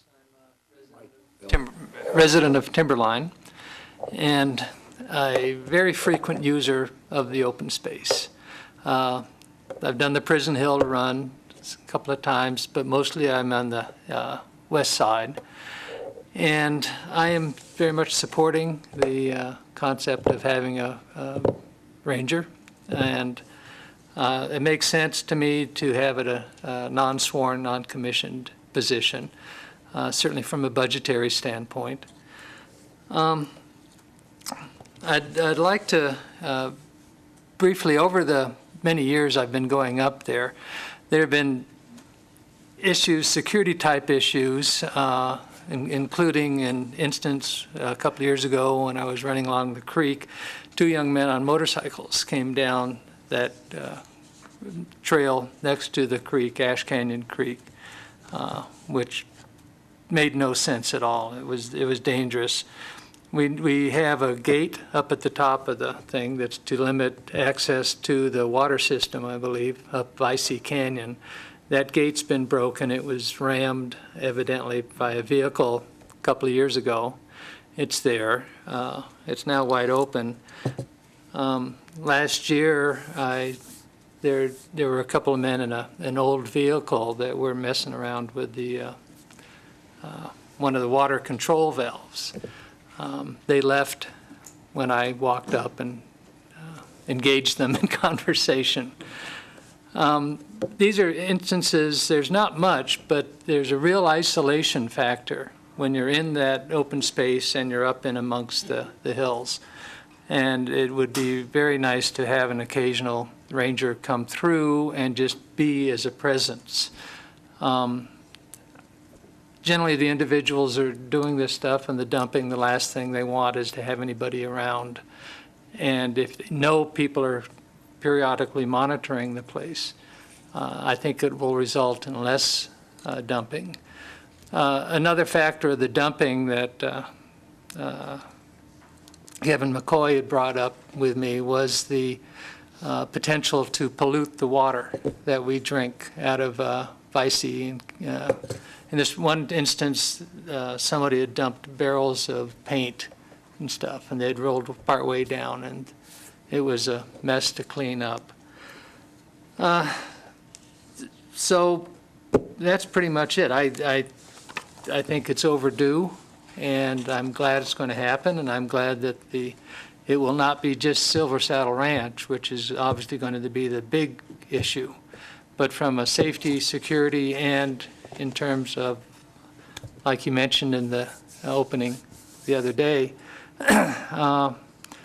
we want to have this a safe, secure facility, not only for our residents, but for our neighbors, our tourists. And I have met people up there from Tahoe, from Truckee, using our trails. That's even before it was officially opened. So thank you for the opportunity to talk. Thanks, Bill. We'll see you out in the trail. Okay. Yes. All right. Mark. Good morning. Good morning. I'm Mark Kimbrough for the record, and I came to talk about park rangers a little bit since I spent about 40 years doing that type of work in Nevada and ran at least 12 different parks in northern Nevada. I don't think you have the qualifications. I don't think so either. You might as well just quit now. If I didn't have to retire, if I didn't move into management, it would have been a lot better deal. But it's a great profession, and there's a big difference between law enforcement staff and rangers. The rangers, you'll have a nice college degree and have this. They should have like 10 different hats, and that's the requirement versus law enforcement. And law enforcement does what they do really well. And I worked in Washoe County Parks for 7 years without law enforcement, with a badge, and a very busy park in Washoe Valley and out at Pyramid Lake for a while. Then I worked for state parks, and then I was a peace officer. So I've worn both hats, and this job is totally doesn't need to be commissioned. And there's two types of recreation. There's dispersed and there's like developed. And most park rangers are in developed areas, campgrounds, Lahatans, Tahoes, Davis Creek Park, some of the parks I used to work at. Those are developed and they have a higher level of use and a little different opportunity for things to not happen due to family conflicts and alcohol. And there's a trigger that's easily released when people are out playing and having a good time. They don't like people to come in and interrupt that. So they're a lot lighter on the trigger. Dispersed recreation, I used to love that. As an example, I ran San Harbor for 10 years, and nothing I love better than to go in the backcountry, which some of you have had a chance to visit, go up to Marlette. It's a total different world. That's dispersed recreation. You could put your gun in the jockey box and not even worry about stuff most of the time up there. So that type of recreation takes place down here, and certainly along the river there's some that pushes the edge of maybe some higher level of concern, which when we drafted I was involved with the Carson River group that drafted the plan for the Carson River several years ago. Safety was their main concern, and I think park design can fix all that. They've started putting barrier fences in and this patrol. I don't like the word law enforcement if you're not commissioned. It's public education while you're out there. And avoid that term if you can, and then you're not thinking of enforcement so much. And so this position really fits well, and if I know Brad reads most all of the comments in the staff reports, and I made comments, Bruce had to shut me down. I start rambling after a while, so you're talking 40-year career. So I said I had heartburn with this process, and this is my vision, open space. The monies were set aside to manage those open space. I love the Sheriff's Department. I worked with them for years. When you're in law enforcement, they are your brothers, and you work with them a lot. And my heartburn was the vision that we're going to send out now with a person, because of what law enforcement's all about. Now you have a vest, you have a taser, you have a gun, you have a second gun, you have a stick, you have all this gear that you're going to put out in the park environment. I don't think needs to be there until there's an incident, and then they need to be there. And then like the serious situation on the rivers or something. And they're always there, and I think they enjoy coming out of their regular duties sometimes to come out and park sites to help with incidents that are a little different for them and out of the city and stuff. So they actually, at San Harbor, they used to draw stars who got to come there and handle our situations because they enjoyed coming out of there instead of answering house burglar alarms all day long in Incline Village. So I'm trying to give you that image that we were trying to avoid. And law enforcement nowadays takes so much time away from your staff, and state parks tried to do some full-time law enforcement staff that were called LE Rangers, and they get bored. They're used to more activity during the day. So after this program grows, they're actually going to you'll start seeing things go down because there's people out there. There's designs like the Waterfall Trail. Used to have all kinds of gang activity and graffiti, and now that it's open and more open to the public, most of that's disappeared now. So if you design things well, you'll get and make it a higher kind of more patrol, more people, things disappear. So I think it's all going to disappear. So a law enforcement person would, after a while, is going to get bored and look for things to do that besides just drive around in a car and patrol. So the word patrol is it's just part of what they're doing. Really, they're not patrolling. They're probably going to check something or do something in the field. They're not just driving around in a truck. That used to be the image of a ranger, was they drove around trucks and waved at people, you know. That's all your job was in the old days. They had no clue about how much time you spend managing and taking care of all these facilities and the public concerns and the first aid.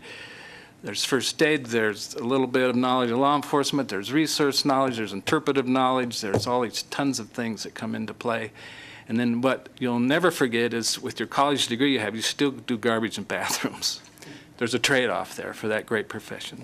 So I'm going to quit speaking before I get shut down here, and like Bruce had to do with me, and thanks for the opportunity to speak today. Oh, and I want to say one more thing.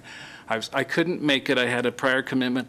I loved seeing the staff up at the ribbon cutting at the bridge. I thought, and the Board of Supervisors there, that was great. I think a lot of respect for you to come up and show support for outdoor activities like trails. So I thank you for that, for being there. And at the Tahoe opening, at the Tahoe Summit, Congressman Amade said he used to clean the toilets up there. So, might say, Mark, when you're back out here, we got another job for you. No, thank you. But I would volunteer to ride with this new Ranger for a while if they wanted that. There are some techniques and ways. I went to some training for law enforcement without weapons. State of Idaho didn't have that. I went to training there, and I went to training a lot of the county systems in California that are far bigger than Nevada's park system has rangers that don't have weapons. And there's techniques and ways to approach and do things that make it a lot safer for them out there. And I know the sheriff will highly support this position with contacts and immediate response. Some of the parks I had were sometimes an hour away from response. So this is a lot different here. Thanks, Mark. Okay. All right. Further public comment? Anybody want to weigh in? Yes, ma'am. Okay, come on up. Let's see what the question is, and we'll see if we can get an answer or do something with it. Okay. Colleen Schiller. I would like to know, what is the salary of the Silver Saddle Ranch host caretaker? $10 an hour. Okay, so he's just hourly.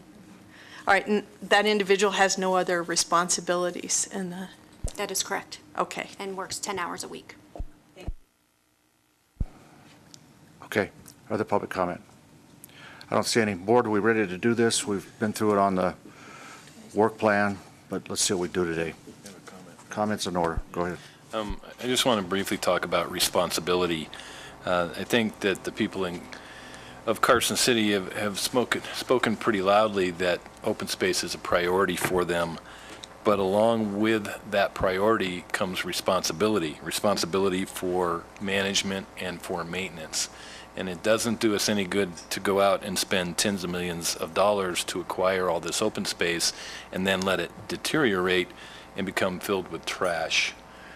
So I am all in favor of making sure that we have an appropriate and adequate number of staff to manage and maintain, you caught that, right? to manage and maintain our open space areas. Thank you. Let's do a motion that we can discuss if we want. I'll make a motion. Motions or Supervisor Short, go. I move to accept the recommendation from the Open Space Advisory Committee and approve a new full-time park ranger position dedicated to the Open Space Division. Second. Motion and a second on the motion. Discussion. Hearing none, all in favor signify by saying aye. Aye. Opposed, nay. Carried unanimous. Thanks very much. Thanks to everybody, Silver Saddle Ranch folks, everybody. Thank you. Bruce. Okay. We appreciate your help. All right. Let's now move to non-action items on item 23. Any board members got anything to add here? A couple of things, if you don't mind, things. Mayor. Go ahead. I know this came up before in earlier discussions. I would like maybe possibly if the mayor and the city manager could rethink our position on when board members submit questions to city staff, and we know obviously all of us do submit questions by email. If the information provided to those questions could be provided to all board members as it relates to agenda items coming before the board. Not necessarily the board member's name, even if the questions have to be deleted, but the information that is related to one board member should go to all board members if it's related to an agenda item. If the mayor and the city manager maybe could sit down and discuss this and maybe come to a conclusion that we could better inform all board members as these go through the system with staff. The other thing I would like to mention is the 9/11 ceremony that will be held at Mills Park. Public Works is getting everything ready for that, and it should be an event hopefully the community can attend. It will be on September 11th. I would recommend being there at 8:30. It should start at roughly 8:46. Also, in conclusion, I just want to give a congratulations to Public Works for an outstanding job they did on the Blue Line. If you haven't seen this, maybe we could post a picture of the Blue Line on the website taking off that mule deer picture that's been on there since June. It's a great project, and thank you, Public Works. I'd like to thank Supervisor Shirk for working on the 9/11 ceremony. See what, yeah. In addition to that, I do have a fun item to add. This is a really cool item. At least it is to me. Okay. I happen to be talking to the new commander, the master of the USNS Carson City. And he was relating that, you know, there's a program the Navy has about bringing their ships to the community that they're named after. And he says it's pretty hard to get the Carson City to Carson City. But he said, you know, I think we can get that ship to Sacramento. Now, how about that? Huh? Really? We can drive that, because it's a literal combat ship, you know, it's a literal transport ship. If we could get that, and he said, you know, it's a year off till this thing gets done, and it has to be home port on the Pacific coast. But, you know, we've got the guy in the right place to do these things. If we could get that to Sacramento, those folks who couldn't get down to the commissioning or whatever, what a wonderful idea, what a wonderful thought. You know, we could bring the whole city down there. We could take over Sacramento. Okay, that's my cool. We don't want it. We don't want it. We want your waterway, but we don't want anything else. Okay, that's my cool thing. I thought, you know what, and that's his idea, not, you know, I thought, you know what, boy, you know, that's what life's all about. So that's my little addition today. All right, anybody else? We ready to adjourn? Public comment? Thanks. Anybody? I don't see any public comments, so unless there's an objection, we're adjourned.